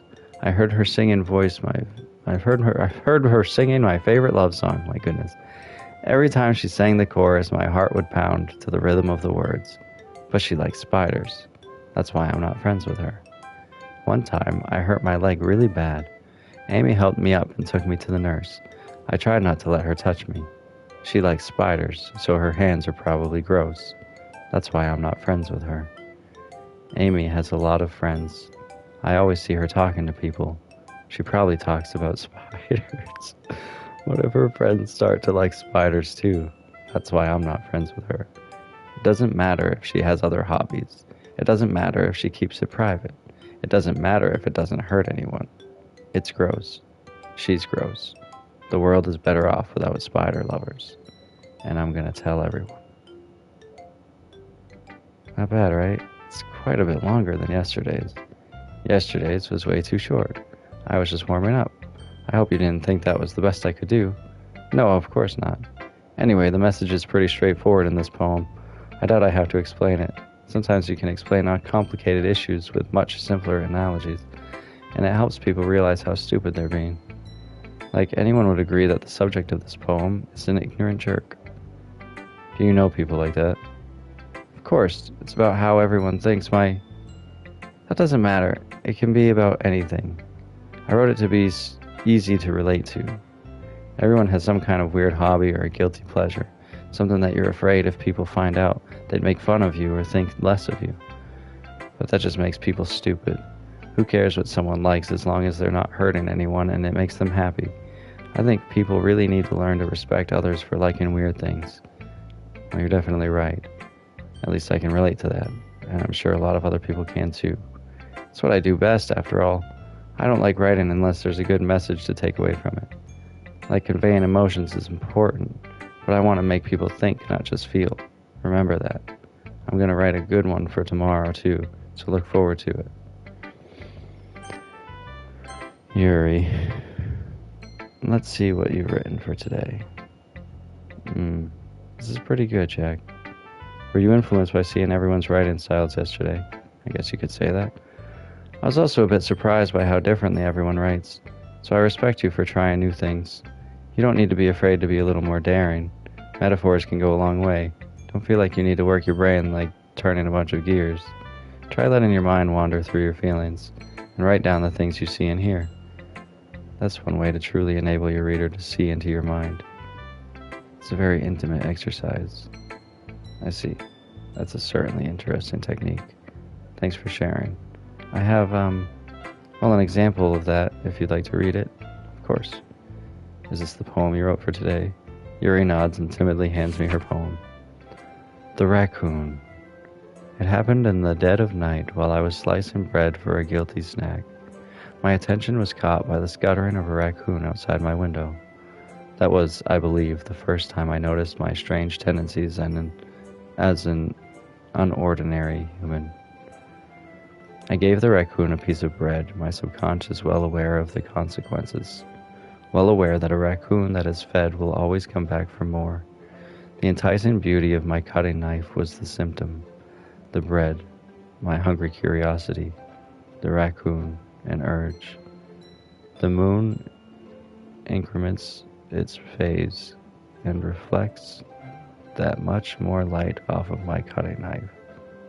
The very same light that glistens in the eyes of my raccoon friend. I slice the bread, fresh and soft. The raccoon becomes excited.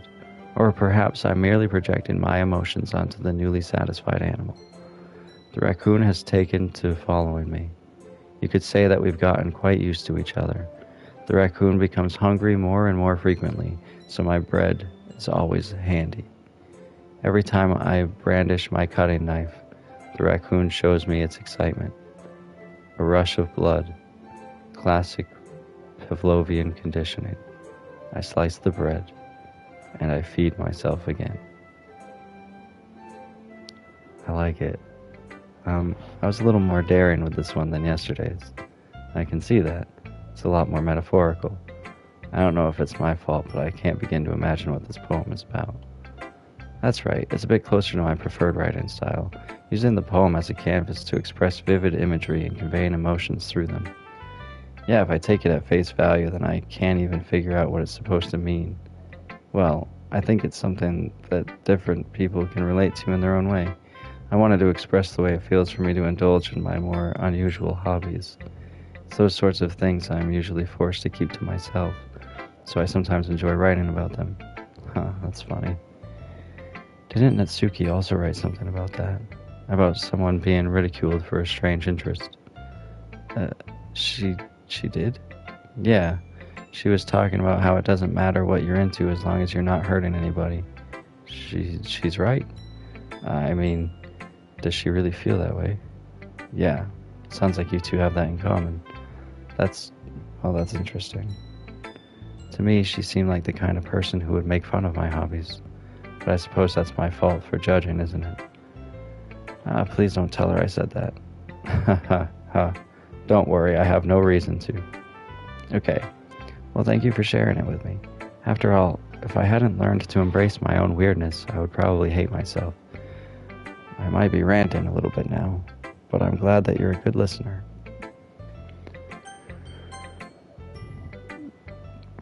Hi again, Jack. How's the writing going? Alright, I guess. I'll take that. As long as it's not going bad. I'm happy that you're applying yourself. Maybe soon you'll come up with a masterpiece. I wouldn't count on that. You never know. Want to share what you wrote for today? Sure, here you go. I give my poem to Monica.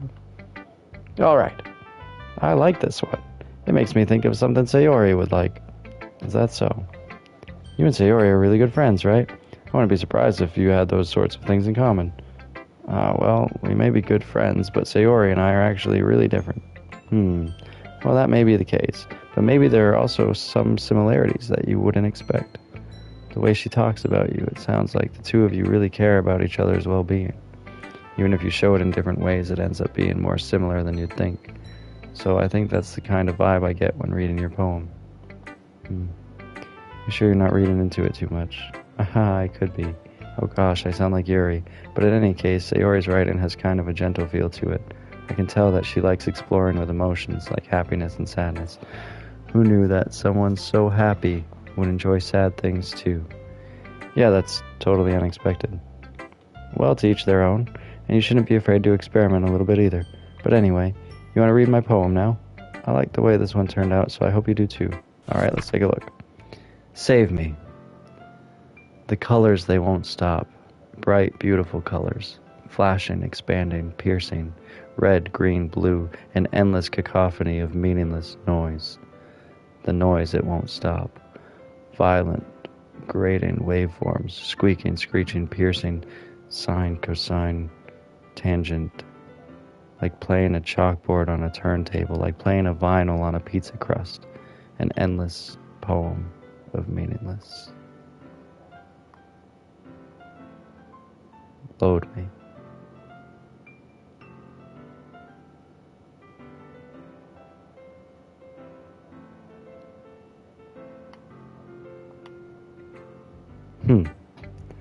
It's even more abstract than your last one, huh? I guess it's just the way I write. I'm sorry if you don't like it. No, I never said that. It's just kind of a kind of thing I've never really seen before, I guess. It's kind of like playing with my space on the paper. Choosing where and how to space your words can totally change the mood of the poem. It's almost like magic. The way I wrote the lines really short makes it feel like they're trying to speak over the noise. I see. It's still hard for me to tell what it's about, though. Sometimes asking what a poem is about isn't the right question. A poem can be as abstract as a physical expression of a feeling, or a conversation with the reader. So putting it that way, not every poem is about something. Anyway, here's Monica's writing tip of the day. Sometimes you'll find yourself facing a difficult decision. When that happens, don't forget to save your game. You never know when you might change your mind. Ooh! Or when something unexpected may happen. Wait, is this tip even about writing? What am I even talking about? That's my advice for today. Thanks for listening. No, I'm not doing any save scumming. Not live, at least. Maybe later. Okay, everyone, we're all done reading each other's poems, right? I have something extra planned today, so if everyone could come sit at the front of the room. Is this about the festival? Well, sort of. Oh, do we really have to do something for the festival? It's not like we can put together anything good in just a few days. We'll just end up embarrassing ourselves instead of getting any new members. That's a concern of mine as well. I don't really do well with last-minute preparations. Don't worry so much. We're going to keep it simple, okay? We won't need much more than a few decorations.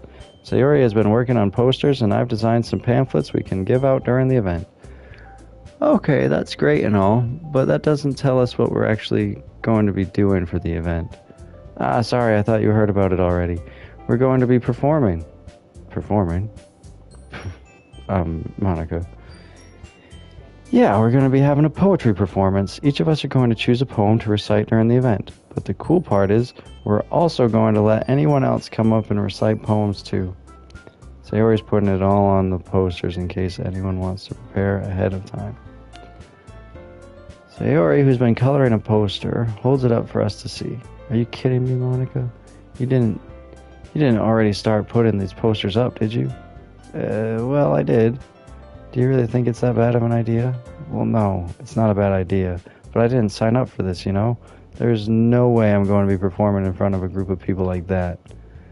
I agree with Natsuki. I could never, in my life, do something like that.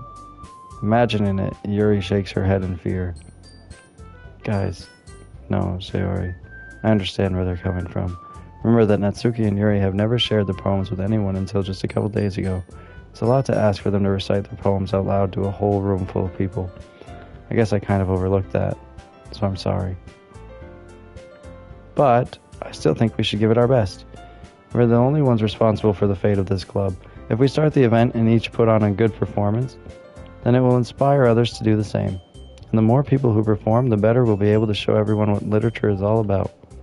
Yeah, it's about expressing your feelings, being intimate with yourself, finding new horizons, and having fun. That's right. And it's those reasons that we're all in this club today. Don't you want to share that with others? To inspire them to find the same feelings that brought you here in the first place. I know you do. I know we all do. And if all it takes is standing in front of the room for 2 minutes and reciting a poem, then I know you can do it.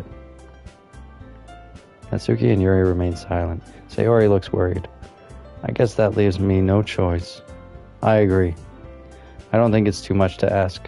I think that Sayori and Monica have been trying really hard to get new members. The least we can do is help them out a little bit. Well, maybe, but it looks like Natsuki doesn't have any argument left. Okay, fine. I guess I'll just have to get it over with. Alright, phew. Thanks, Natsuki.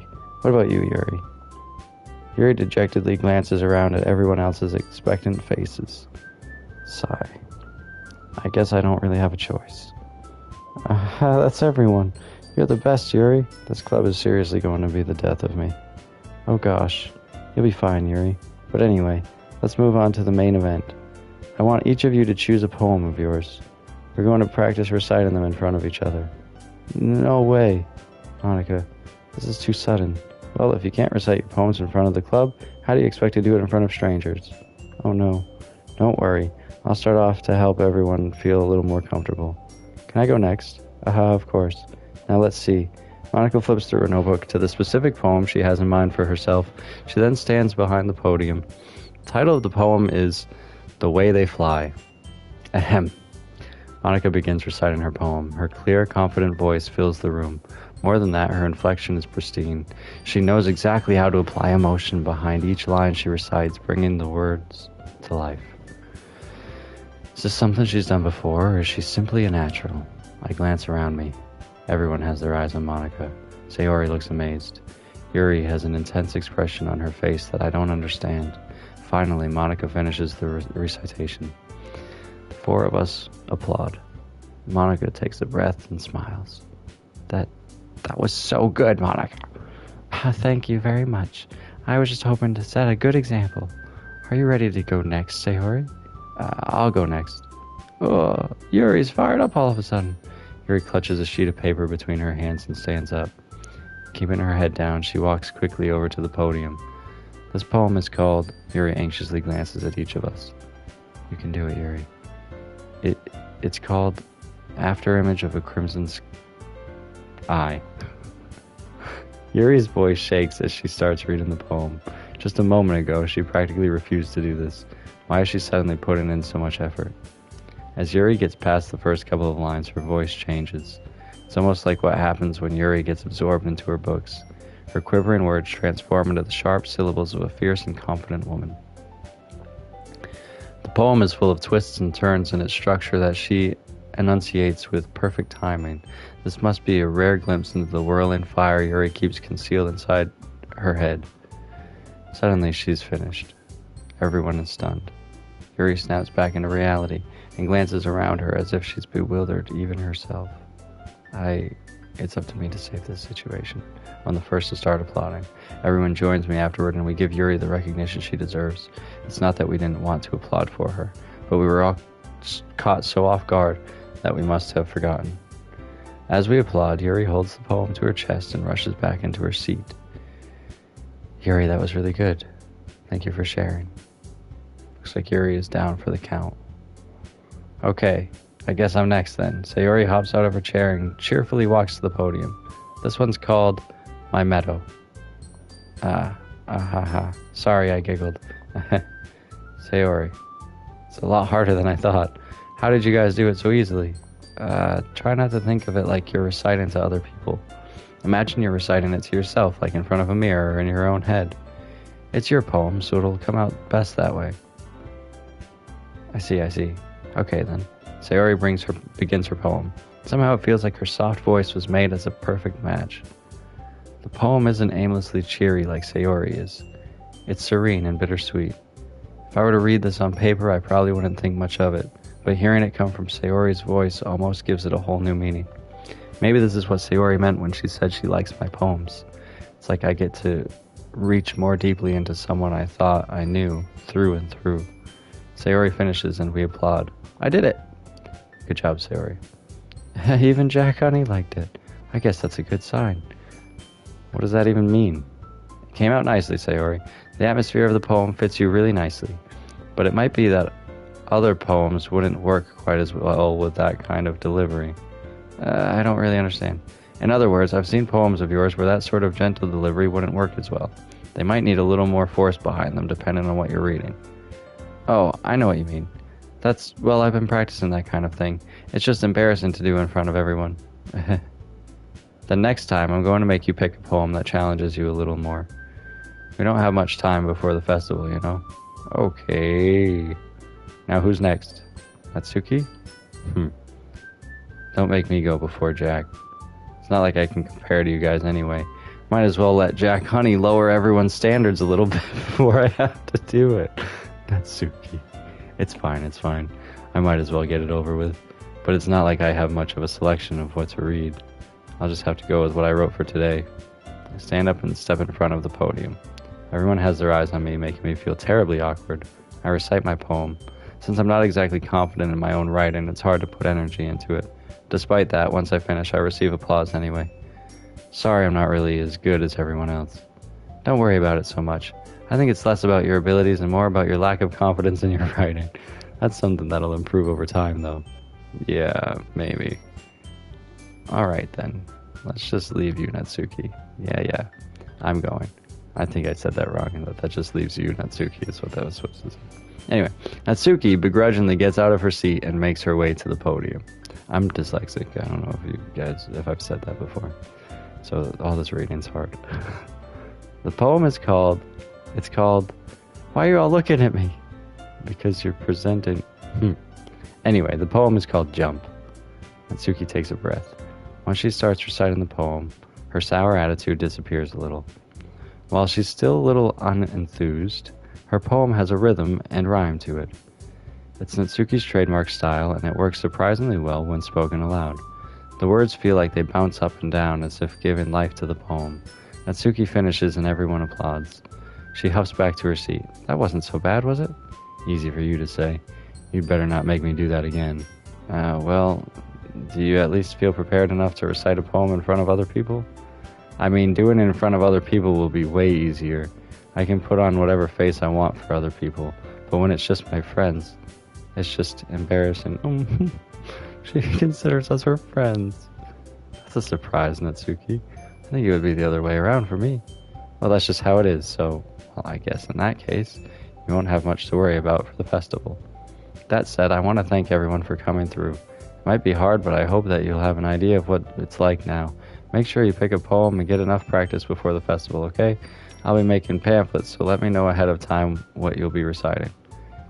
Jeez, I should probably find some other poem to recite instead. That's fine too. It doesn't have to be your own. I'm already pleasantly surprised that you're putting in all this effort for the club. It makes me really happy. Yeah, no problem. Okay, everyone. I think that's about it for today. I know the festival is coming up, but let's try to write poems for tomorrow as well. Been working out really nicely so far, so I'd like to continue that. As for the festival, we'll finish planning tomorrow, and then we'll have the weekend to prepare. Monday's the big day. I can't wait. I can do this. I can do this. Alright. I stand up. There's no way I'll be able to find the same enthusiasm as Sayori and Monica, but I'll do my best to get through it. If it's for the sake of the club and impressing Monica, then I'll have to do my best. Ready to go, Sayori? Yep. Look at you two, always going home together like that. It's kind of adorable, isn't it? Jeez, guys. Don't make such a big deal out of it. It must be a little nice, though. Well, how am I supposed to respond to that? It's okay, Jack. You don't have to say it. Whatever, let's go already. I walk home with Sayori once more. Even though it's only been a few days, a lot of things have already changed. But today, Sayori is being a little quieter than usual on the way home. Hey, Sayori. Sorry, I was spacing out. No wonder. I was thinking about something from earlier. I like how we get to... Sayori fumbles with her words. So let's just say that one day Yuri asked to walk home with you. Huh? What would you do? What kind of question is that? You're kind of putting me on the spot here. Well... Oh, why can't she just walk with us if I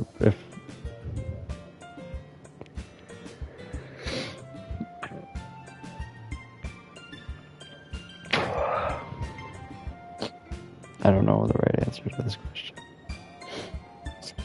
This is the kind of question I would avoid in real life. I would walk home with Yuri. I would still walk home with Sayori.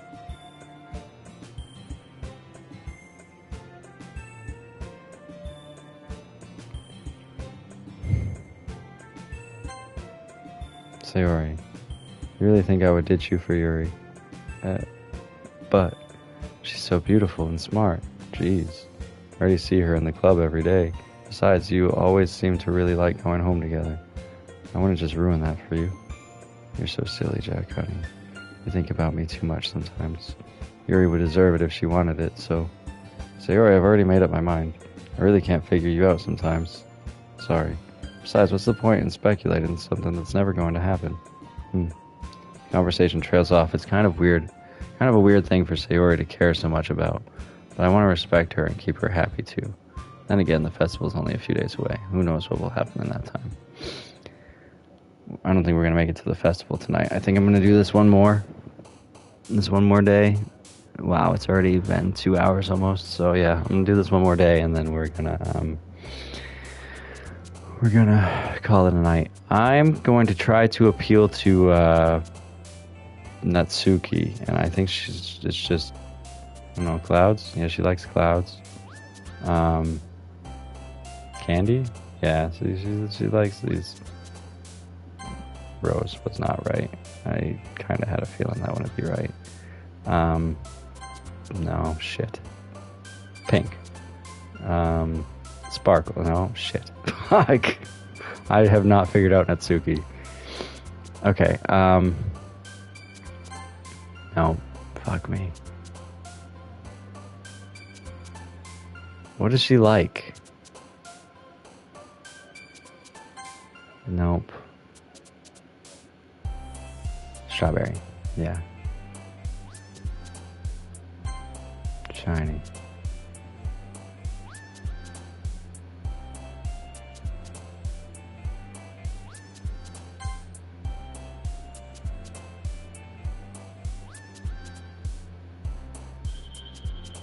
Just curious. Okay.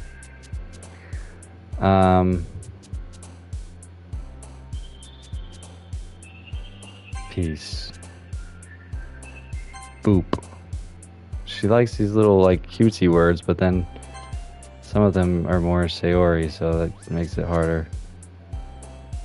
I guess if it's, like, feelings, I can probably bet that it's not. Shit. Cheeks. Cute. Rainbow, damn it. I haven't figured her out. Ribbon. I know she likes that word. Okay, that was my worst one so far in terms of trying to gear it toward one person, but whatever. Oh man, I'm the last one here again. Don't worry, I just walked into... You practicing piano again? Yeah, you must have a lot of determination. Starting this club and now picking up piano. Well, maybe not determination, but I guess passion? Remember that the club wouldn't be here if it wasn't for all of you, and I'm super happy that you're all willing to help out for the festival too. I can't wait for the festival. It's gonna be great. Weren't you complaining about it just yesterday, Natsuki? Well, yeah, I'm not talking about our part of the festival, but it's a whole day of school where we get to play and eat all kinds of delicious food. You sound a bit like Sayori all of a sudden. Monica, do they usually have fried squid? Squid? It's a pretty specific thing to look forward to. Oh, come on. Are you saying you don't like squid? You of all people. I didn't say I don't like it. Besides, what do you mean by you of all people? Because it's right in your name. Monica. That's not how you say my name at all. Also, that joke makes no sense in translation. Yeah, I'm not getting it. That's funny that they acknowledge that it's not translated. But, never mind.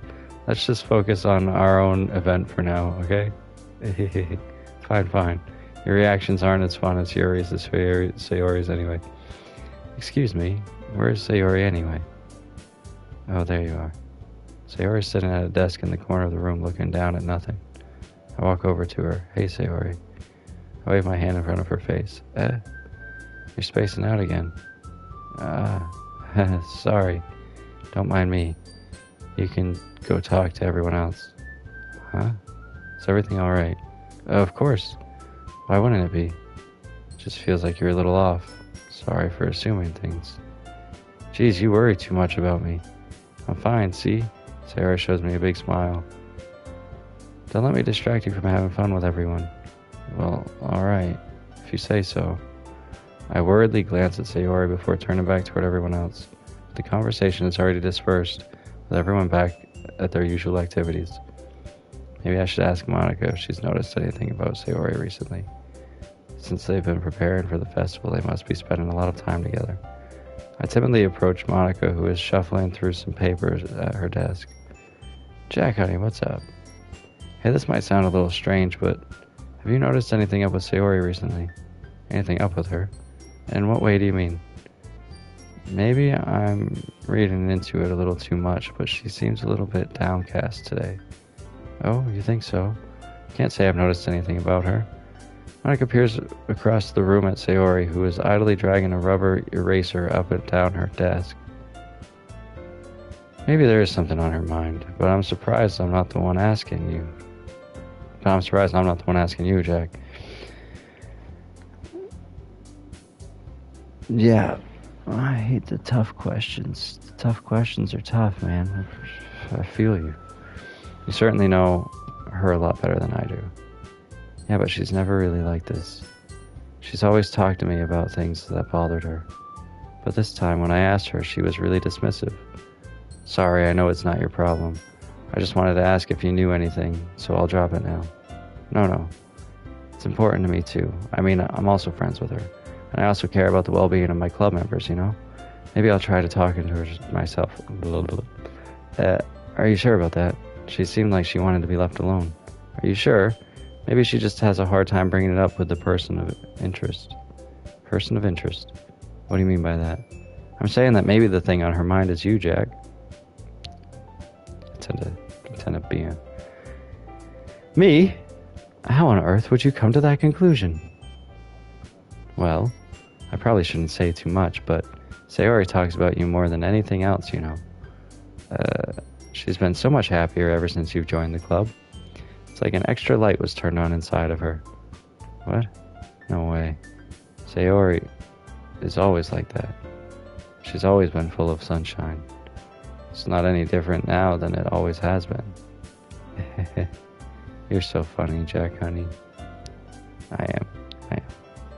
Have you thought that maybe you've always seen her as so cheerful because that's just how she is when she's around you?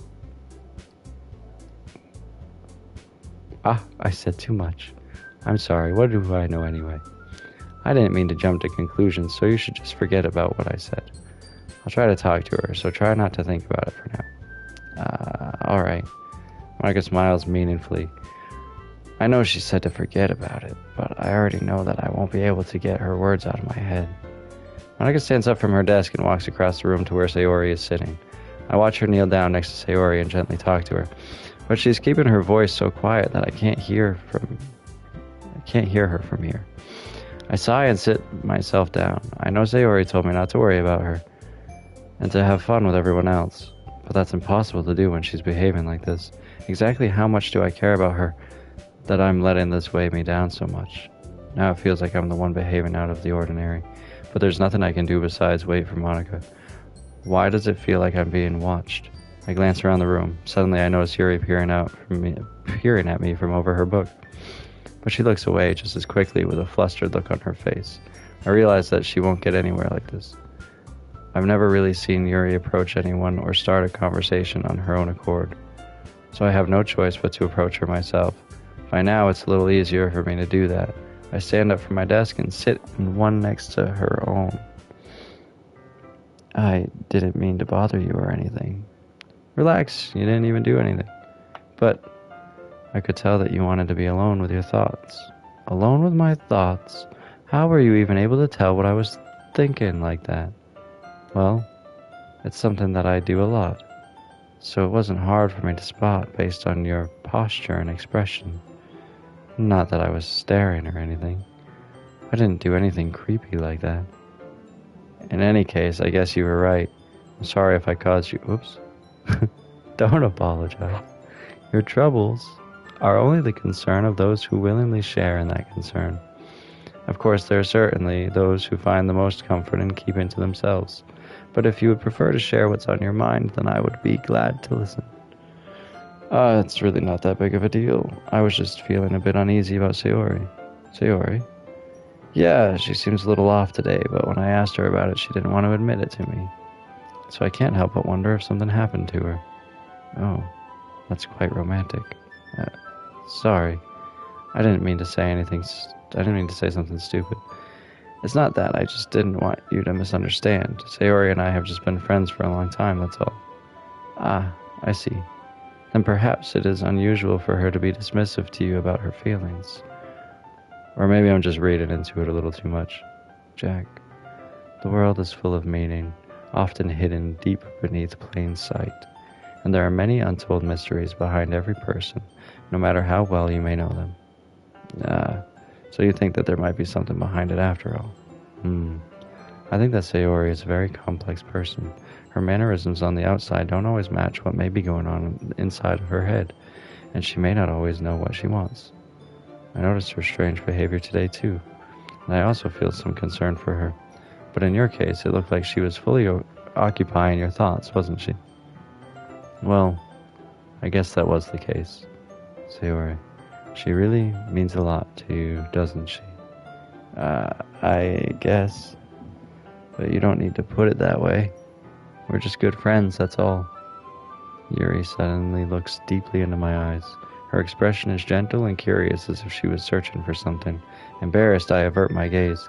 Sometimes a person's mysteries are untold even to themselves, and you, as someone honest and caring, may uncover feelings you weren't aware were in you. That is, I think that she would be a very fortunate person to have you feel that way about her. Yuri, you're giving me too much credit. I'm a pretty simple guy, so I think I'm pretty good at understanding my own feelings. I'm not nearly as sophisticated as you. That's not a compliment, is it? It is what it is. Anyway, as long as we're here, why don't we do some reading? Well, as long as you're okay with it, yeah. I should be taking my mind off this whole thing anyway. Okay, everyone. I've realized now at this moment, I was kind of trying to, like, keep them all balanced. And I'm realizing now that I've constantly picked Sayori. Like, when they were having the argument in the beginning between Natsuki and Yuri, I deferred to Sayori. And then,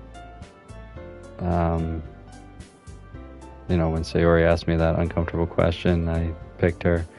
And I didn't realize how unbalanced I was being. So, whoops. Okay, everyone. After some time passes, Monika calls out to the clubroom. Why don't we share our poems now? Before I know it, everything is back to normal. Everyone goes to retrieve their poems, and I do the same. I make eye contact with Monika, and she smiles at me. I wonder what she was talking about with Sayori. Okay, we gotta get through this poem sharing, and then I'm gonna save it. And we'll see if Natsuki likes my poem, although I don't know, because I tried, but nah. And see if Sayori likes my poem. Quite a bit of the words she liked were in here, so it's nice, I guess. Shit. Come on, I can already tell you don't like it. Well, you don't need to worry about what I think. After all, you wrote this for someone else, didn't you? Probably Natsuki. Oh, yeah. I didn't write this for anyone specifically. Maybe. That's not really what I meant, though. But it's okay. You're making new friends just like I was hoping. That makes me really happy. This is like the worst day for this, but okay. And you're happy too, right? In this club? Well, of course I am. Good. That's all that matters to me. Thank you, Jack, honey. Sayori, is there something wrong? Huh? No, nothing. I'm just a little tired today. Alright. Just tell me if you need anything. I will. Don't worry about me, okay? You can go play with everyone else now. If you insist. Yay. I'm gonna go home a little bit early today. Sayori. Tell Monika I wasn't feeling well, okay? I'll see you tomorrow. Before I can say anything else, Sayori cheerfully walks out of the classroom humming to herself. Who should I show my poem to next? I don't like what's going on with Sayori. Finally! This one. It's good. I was wondering how long it would take you. Alright. Yeah, seriously. Don't listen to what anyone else says. Especially Yuri. Just keep writing poems like this, that's all you need. Are you sure that's not just what you want? Excuse me? You're talking to a pro, you know. Don't you think you should trust my opinion the most? I guess that depends. Aren't you biased towards poems that are more simple and cute? Biased? Of course not. My opinion just happens to be the best. There's one thing I still can't tell. Is Natsuki actually self-aware of her spoiled behavior? At this rate, I don't know if I'll ever figure it out. Fair enough. I'm glad that you like my poem after all. Ah. I knew you'd finally understand. Just keep showing me your poems and you'll be a pro before you know it. Anyway, here's the one I wrote. I'll be your beach. Your mind is so full of troubles and fears that diminished your wonder over the years. But today I have a special place, a beach for us to go. A shore reaching beyond your sight, a sea that sparkles with brilliant light. The walls in your mind will melt away before the sunny glow. I'll be the beach that washes your worries away. I'll be the beach that you daydream about each day. I'll be the beach that makes your heart leap in a way you thought had left you long ago. Let's bury your heavy thoughts in a pile of sand, bathe in sunbeams and hold my hand, wash your insecurities in the salty sea, and let me see you shine. Let's leave your memories in a footprint trail, set you free in my windy sail, and remember the reasons you're wonderful when you press your lips to mine. I'll be the beach that washes your worries away. I'll be the beach that you daydream about each day. I'll be the beach that makes your heart leap in a way you thought had left you long ago. But if you let me by your side, your own beach, your own escape, you'll learn to love yourself again. Yeah, I felt like I kept writing about negative things, so I wanted to write something with a nice message for once. Besides, the beach is awesome. It's kind of hard to write anything negative about the beach. So you decided to write about the beach first and then came up with the message later. Yeah, well, it's only because of what happened yesterday. I mean, after Yuri and I realized we kind of wrote about the same thing, she wanted to pick a topic and have us both write about it or whatever. Ugh, you can really see her doing that too. Making us write about a simple topic, then trying to impress me by coming up with something all fancy. Well, it's not like I care. I just did it anyway. I mean, I guess mine ended up being kind of metaphorical too, but there's nothing wrong with doing that once in a while. At the very least, it was a good practice. It was good practice. Okay. That wasn't my favorite. Decided to try something different today. I guess so. Is that good or bad? Well, neither. I have my preferences, but it would be unfair for me to call something good or bad based on that. As always, I believe what's most important is exploring and discovering yourself. That's comforting. I'm kind of afraid of disappointing you in some way or another. Why me? Well, you're always sophisticated with your writing and have the most advice to share. Is that so? Yuri thinks for a good minute. That must be terrible. For me to have become someone whose opinion is fearsome. How unlikable of me. Yuri, it's not as bad as you're making it sound in your head. I just meant that I respect your opinion. I see. I'm sorry that I always overthink and come to those sorts of conclusions. I'm just a little too used to it. Overthinking. Being disliked. Yuri. What am I saying? I'm sorry, I didn't mean to bring that up. Let's move on. Alright. Do you want to share your poem now? Okay. Here. Beach. A marvel millions of years in the making, where the womb of Earth chaotically meets the surface. Under a clear blue sky, an expanse of bliss. But beneath gray rolling clouds, an endless enigma. The easiest world to get lost in is one where everything can be found. One can only build a sand castle where the sand is wet. But where the sand is wet, the tide comes. Will it gently lick at your foundations until you give in? Or will a sudden wave send you crashing down in the blink of an eye? Either way, the outcome is the same. Yet we still build sand castles. I stand where the foam wraps around my ankles, where my toes squish into the sand. The salty air is therapeutic. The breeze is gentle yet powerful. I sink my toes into the ultimate boundary line, tempted by the foamy tendrils. Turn back, and I abandon my peace to... I'm not sure what that says. At the shore. Drift forward, and I return to Earth forevermore. Oh, nice. Oh, erode. It said erode. Sorry, I caught it just at the end there. I couldn't read it. I'm aware that the beach is kind of an inane thing to write about, but I did my best to make a metaphorical approach to take him out of whatever. Yeah, Natsuki already told me about it. She did. She didn't say anything weird, did she? She just wanted us to write about the same topic again. I suppose to better compare the differences in our writing styles, our thought processes. Anyway, it was her idea. Knowing her, it's no surprise that she'd want to do something like that. She probably just wants to show off. It's not like I have a particular interest in her writing style. I just went with her request. But, well, I suppose it's not so bad to write about something simple on occasion. It can be refreshing, you know? It's good for me to calm my thoughts once in a while. Yeah, I think I agree. Thanks for sharing.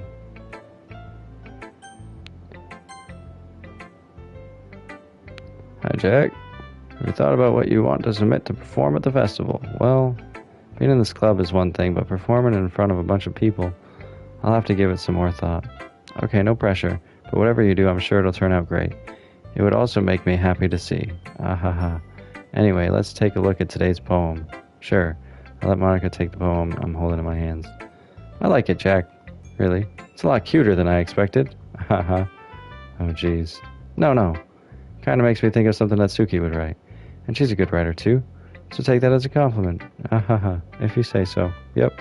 There are lots of poems or stories out there that are no more than a few simple words. They can be funny, endearing, or even sad, and sometimes they're only a few lines long. They might even feel like they're written for kids, but if you think about them, they can express views of the world that would apply to anybody. I see. So you're saying that Natsuki is kind of like that? Sort of. Maybe she's not an expert, but you probably won't find much filler in her poems. They might be easy to write, but they're super challenging to get the meaning through. So I can see why it would be your kind of poem to explore. Anyway, I'll share my poem with you now, alright? Alright. The Lady Who Knows Everything. An old tale tells of a lady who wanders earth. The lady who knows everything. A beautiful lady who has found every answer, all meaning, all purpose, and all that was ever sought. And here I am, a feather, lost adrift to the sky, victim of the currents of the wind. Day after day I search with little hope, knowing legends don't exist. But when all else has failed me, when all others have turned away, the legend is all that remains, the last dim star glimmering in the twilight sky. Until one day the wind ceases to blow, I fall, and I fall and fall and fall even more, gentle as a feather, a dry quill, expressionless. But a hand catches me between the thumb and forefinger, the hand of a beautiful lady. I look at her eyes and find no end to her gaze. The lady who knows everything knows what I am thinking. Before I can speak, she responds in a hollow voice. I have found every answer, all of which amount to nothing. There is no meaning, there is no purpose, and we seek only the impossible. I am not your legend. Your legend does not exist. And with a breath she blows me back afloat, and I pick up a gust of wind. You know, I feel like learning and looking for answers are the sort of things that give life meaning. Not to get too philosophical or anything, but it was kind of on my mind, so that's what I wrote about. I see. I never really put much thought into it. In a way, it's almost paradoxical, because if we had all the answers, wouldn't the world start to lose its meaning? You know, there's one thing I noticed. It seems like everyone in the club prefers writing about things that are more sad than happy. Are you surprised? I mean, if everything was okay, we wouldn't really have anything to write about, would we? Humans aren't two-dimensional creatures. I think you'd know that better than anyone. You mean one-dimensional? Yeah, that. Anyway, here's Monica's writing tip of the day. Are you ever too shy to share your writing because you're afraid it's not that good? It can be really disheartening to get a lukewarm response to something you put so much into. Monica is like Deadpool. Like, she's constantly breaking that fourth wall. And she's the only one really doing it. So, it's kind of interesting. Anyway, but if you find other people who enjoy writing, then sharing becomes a lot easier. Because instead of just telling you that your writing is good or okay or bad, they want to focus more on everything that went into it and the things you can work on. It's much more encouraging that way, and it will make you want to continue improving. It's almost like having your own little literature club, don't you think? That's my advice for today. Thanks for listening. Okay, you three. We're all done sharing poems, right? Why don't we start figuring out... Hold on a second. Is it just me, or did you say something strange just now? Something did sound a bit unusual. That's right. You deviated from your usual catchphrase when addressing the club. Catchphrase? I don't have a catchphrase. Jeez. Why is the mood so weird today? Look, even Yuri isn't immune to it. Stagnating air is common foreshadowing that something terrible is about to happen. In your books, maybe. Look, the only thing different is that Sayori isn't here. It seems you're right. Sigh. Sayori always helps lighten the mood a little bit, doesn't she? It's almost like everyone's balance is thrown off a little when she's not around. Where the heck did she run off to, anyway? I thought she just went to pee. Natsuki, please show some decency. Oh, come on. She actually wasn't feeling too well and went home early. Is that so? I hope she's alright. Seriously? Of all the times to not go home with her, you picked the time she's not feeling well? So much for you two being all lovey-dovey. Ah, no. First of all, stop misunderstanding my friendship with Sayori. And second, she's kind of been avoiding me today, so I didn't want to force it. Who? That curious expression coming from Yuri, of all people. Calm down, guys. I talked to her earlier and everything is fine. What did she say? Anyway, we need to figure out the rest of the festival preparations, so let's decide what everyone will be doing this weekend. I already know what I'm doing. That's right. Natsuki will be making cupcakes, but we might need a lot of them and different flavors. Can you handle that all by yourself, Natsuki? Challenge accepted. And as for myself, I'm going to be printing and assembling all the poetry pamphlets. Sayori will be helping me design them. And as for Yuri, you can, guys, can you help me come up with something for Yuri? I'm useless. No, that's not it at all. You're the most talented person here, you know. Now Natsuki's pouting too? Jeez, even I can tell now. I guess I never gave Sayori enough credit, but I can tell things are even harder on you when she's not around. That may be the case, but if I can't also be a leader on my own, then I won't grow as a person. So, Yuri, you have beautiful handwriting, you know, so you should make some banners and decorations to help set the atmosphere. About that. I love atmosphere. Yuri's expression suddenly changes as she stares at her desk in focus and starts nodding to herself. Your mind is already racing, I see. That's great. You'll be a wonderful help, Yuri. But anyway, that just leaves you, Jack. The one who's truly useless. Don't say that. In fact, both Natsuki and Yuri have some pretty heavy tasks to handle. It would probably go a long way to give one of them a hand. Shit. You could always help me out as well. I would be really appreciative of that. Is Monica suggesting I spend the weekend with one of my club members? How on earth are they going to respond to a suggestion like that? I suppose I wouldn't mind a bit of help. Well, even if you don't know how to bake, there's always some dirty work I could give to you. It's not like Monica's going to give me a choice, and you shouldn't be sitting on your butt anyway. Natsuki tries to mumble a bunch of excuses like that. If I recall, Natsuki, you mentioned that you would like to handle the baking on your own. Jack Honey may not like to be around you if you only make him out to be a nuisance. So therefore, you may be more suited to assisting with the decorations.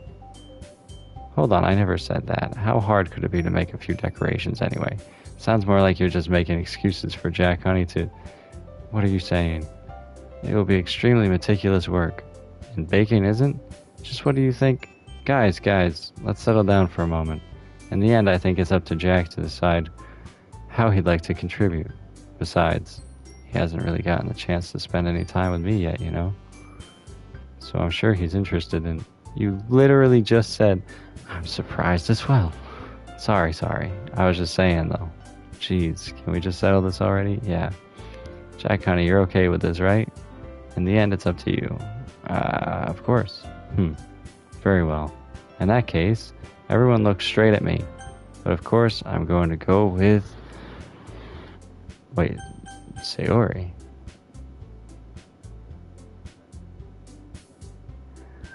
I wanted to keep it... Why is Sayori on there? That fucked me up. I wasn't prepared for that. I was going to go with Monica because, like she said, I'm trying to, you know, get my time with all of them, and she's the one that I'm not allowed to target in my poems. So that was going to be an easy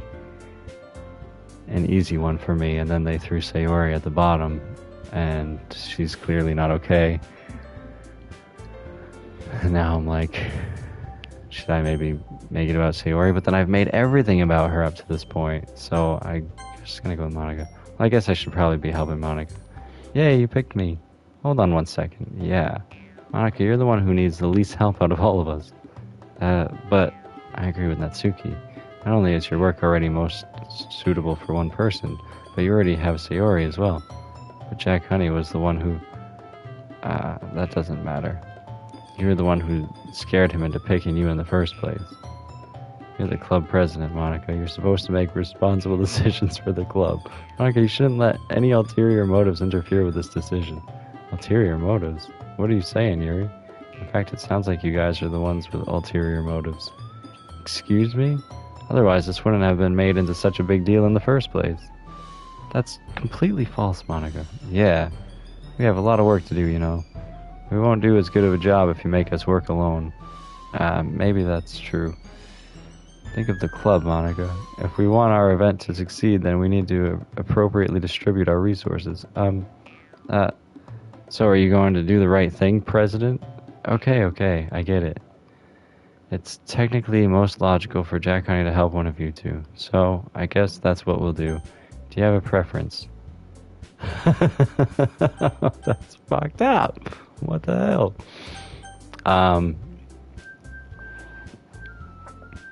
Now I'm stumped again. Because of the Sayori worry, but then on top of that, am I giving too much attention to Sayori? Between the two, it's kind of easy for me. I'd pick Yuri. But should I be checking on Sayori? And then it's also kind of funny to think maybe, you know, they keep trying to make me pick between these two and I just keep not doing it.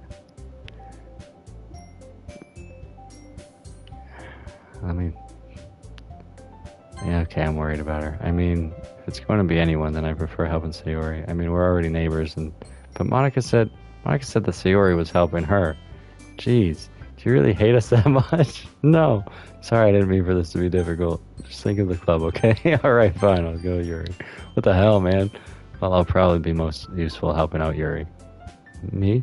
Are you serious? Why would you? Natsuki, I can already tell you're about to say something mean. No. I was just saying, so you'll be helping Yuri then, Jack Honey? Yeah, that's what I'm going to do. I'm glad.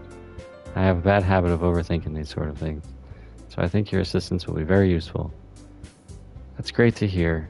Natsuki, will you be able to handle the bacon yourself? I mean, yeah, I already said I would be fine. Okay. Everyone can tell that Natsuki is feeling a little sour.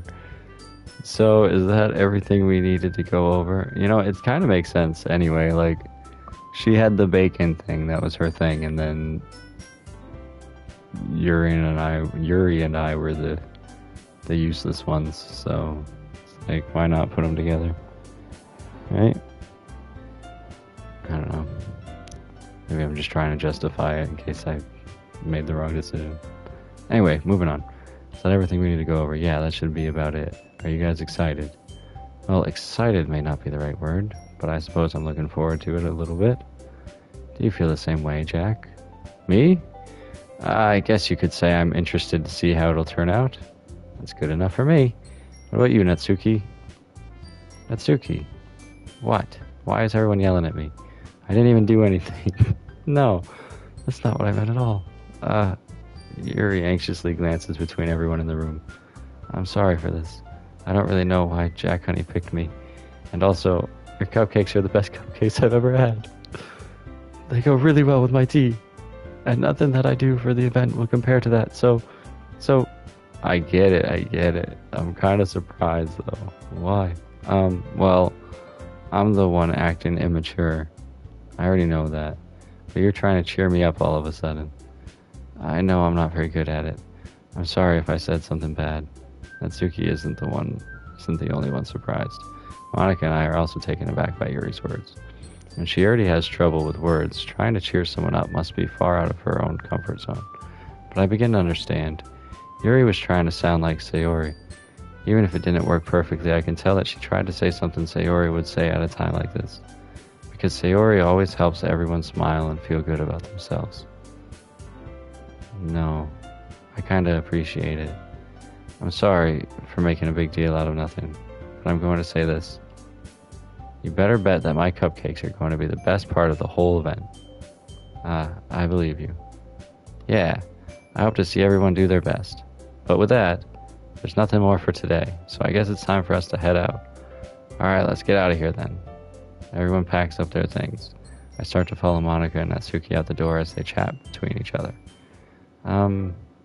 Eh? I turn around. Sorry.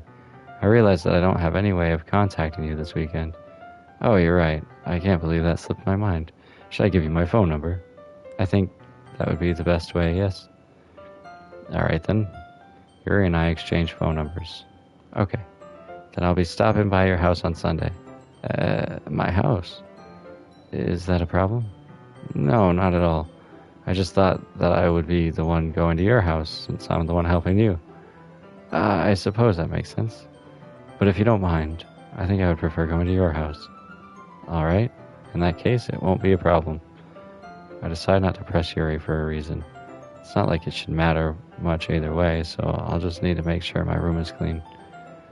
I hope I managed to make myself useful in some way. I'm not nearly as creative as you are. Don't underestimate yourself, Jack, honey.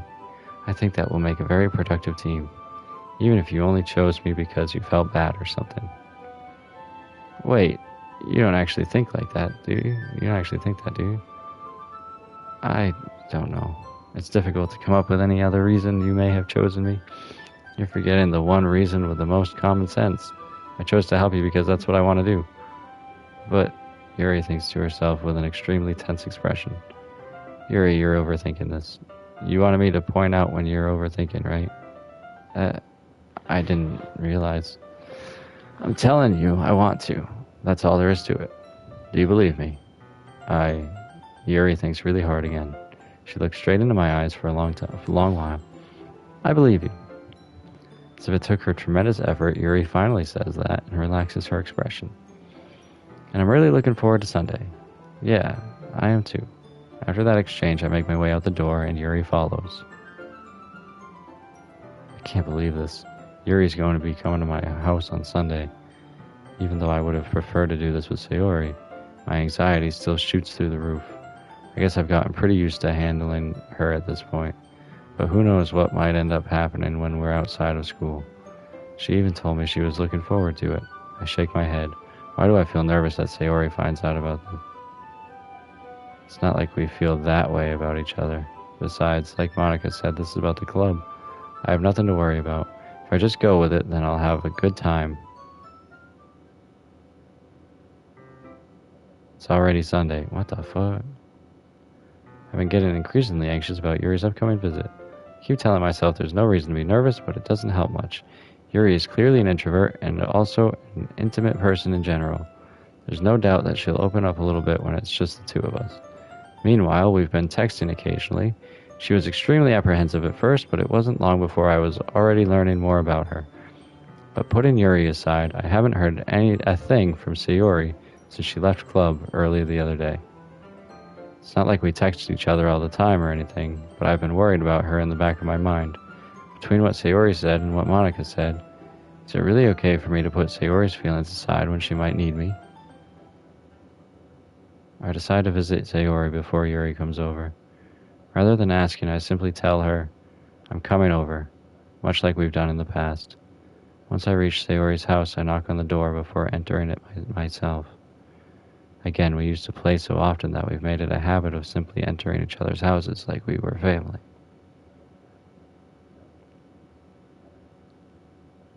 The house is quiet. Sayori isn't anywhere on the first floor, so I assume she's up in her room. It's already strange of her not to run down and greet me. I head up to her bedroom, where I finally find her. Sayori? Hi, Jack, honey. I sit down in her room. Sayori forces a smile, but it's easy to tell that she's different. There's a minute of silence between us. You haven't come over like this in a long time, have you? I guess you're right. It has been a long time. Not much has really changed, has it? Sayori's room is as messy as it's always been. I also recognize the same stuffed animals and wall decorations that she's had for years now. If you come over more often, it wouldn't be such a mess.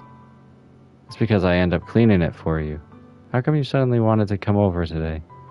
Aren't you supposed to see Yuri today? Yeah, but... Wait, how do you know that? Sayori had already left by the time we decided that last meeting. Monica told me. It's only natural for her to keep me informed about the festival preparations, right? That's true. But what about you? Aren't you going to be helping Monica today? Of course. But I'm just helping her online. We didn't plan to meet up or anything. So it's just me and Yuri then. Yep. There's more silence between us. Sayori stares in a random direction. Everything about her behavior is really uncharacteristic. I finally get to the point. I just wanted to see how you were doing. After you left on Friday, when something's wrong, you can't hide it from me. I know you too well. So, Sayori smiles, shaking her head. That's no good, Jack, honey. Why can't it just be like it's always been? This is all my fault. If I didn't get so weak and accidentally express my feelings, if I didn't make that stupid mistake, then you wouldn't have been worried about me at all. You wouldn't have come here. You wouldn't have even been thinking about me right now. But this is just my punishment, isn't it? I'm getting punished for being so selfish. I think that's why the world decided to have you come over today. It just wants to torture me. Sayori. He grabbed Sayori by the shoulders. What on earth are you saying? Are you listening to yourself right now? I know something happened to you. There's no other explanation for you to be like this. So tell me already. Until I know, I won't be able to stop thinking about it. Sayori gives me an empty smile. You really put me in a trap, Jack. But you're wrong. Nothing happened to me. I've always been like this. You've just seen it for the first time. Seeing what? What are you talking about, Sayori? You're really just going to make me say it, aren't you, Jack? I guess I have no choice this time. The thing is,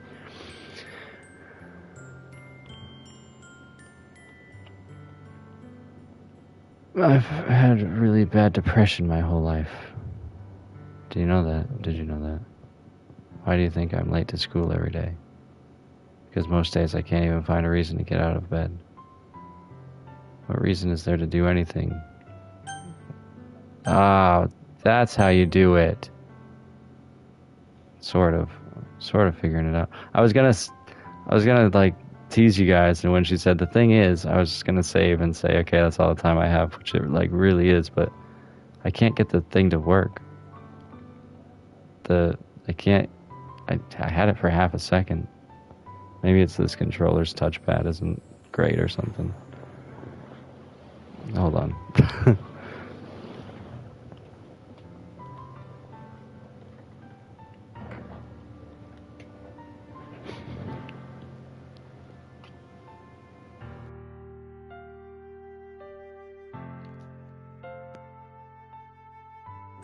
Oh, that doesn't seem to be the problem. What reason is there to do anything when I fully know how worthless I am? Why go to school? Why eat? Why make friends? Why make other people put their energy and care into waste by having them spend it on me? That's what it feels like. And that's why I just want to make everyone happy, without anyone worrying about me. I'm in shock. I can't even figure out how to respond. How is it possible that Sayori kept this from me the entire time that I've known her? Did she really want so badly for me to just not think about her? Why, Sayori? Why is it that you've never told me about this? It almost feels like I've been betrayed as your close friend. Because if I knew, I would have done everything I could to support you. Even if there's only so much that I could do. I would have tried a little bit harder to make every day a little better. That's why I'm your friend. All you had to do was tell me. You don't understand at all, Jack. Why do you think I didn't tell you? Because if I told you, then you would have to waste effort caring about me instead of doing important things. I don't want to be cared about. It's bittersweet when people try to care about me. It feels nice sometimes, but it also feels like a bat being swung against my head. That's why I wanted so badly for you to make friends with everyone else. Helping everyone be happy together is the best thing for me. But then I discovered something else too. Seeing you make friends and get closer with everyone in the club feels like a spear going through my heart. So that's why I decided the world just wants to torture me. Every path leads to nothing but hurt. You're right that I don't understand. I don't understand your feelings at all, Sayori. But I don't need to understand. Whatever it takes for me to help you stop hurting, that's what I'll do. No, Jack. There's nothing at all. The only thing that could have helped is if everything could be like it always was. But I was selfish. I finally showed you what a horrible person I am. Tears streaked down Sayori's face. I made you join the literature club because I was selfish. And I was punished by my heart hurting in a way that I couldn't understand. And now you came here, and I made you hurt too. I'm just weak and selfish. That's all I am. And that's why I'm going to accept these punishments. Because I deserve every last one. Without thinking, I once again grab Sayori's shoulders. This time I pull her into a tight embrace. Jack. Sayori, I don't care if you feel selfish. I'm really happy that you convinced me to join the club. Seeing you every day makes it worthwhile enough. If I make friends with everyone else, then that's just a bonus. But please never underestimate how much I care about you. I wouldn't have it any other way. Jack. Sayori isn't hugging me back. Despite my arms being wrapped around her, Sayori's arms remain at her sides. She starts sobbing next to my ear.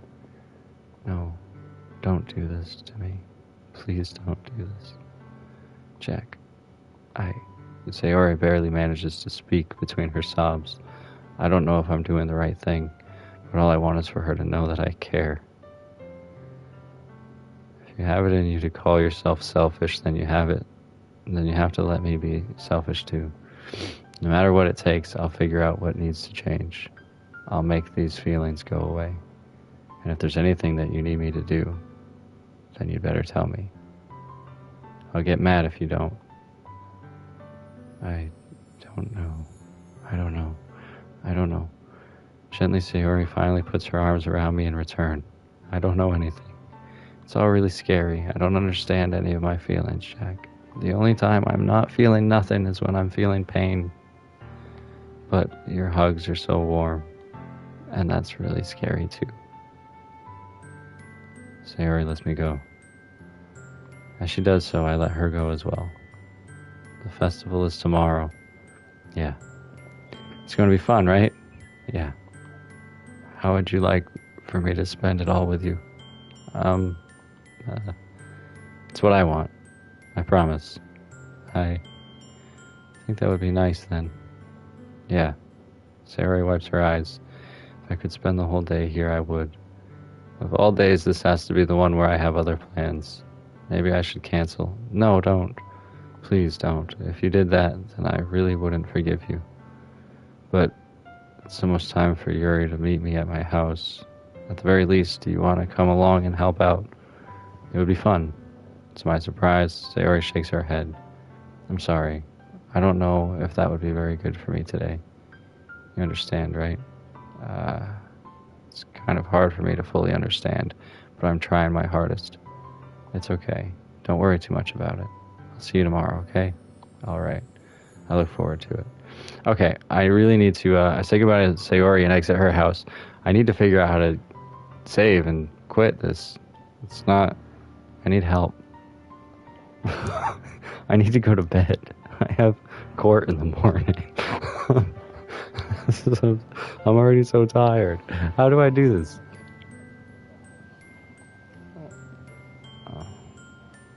I got it for like half a second. It was working, and then I don't know how to do it. Let's see if I can Google this.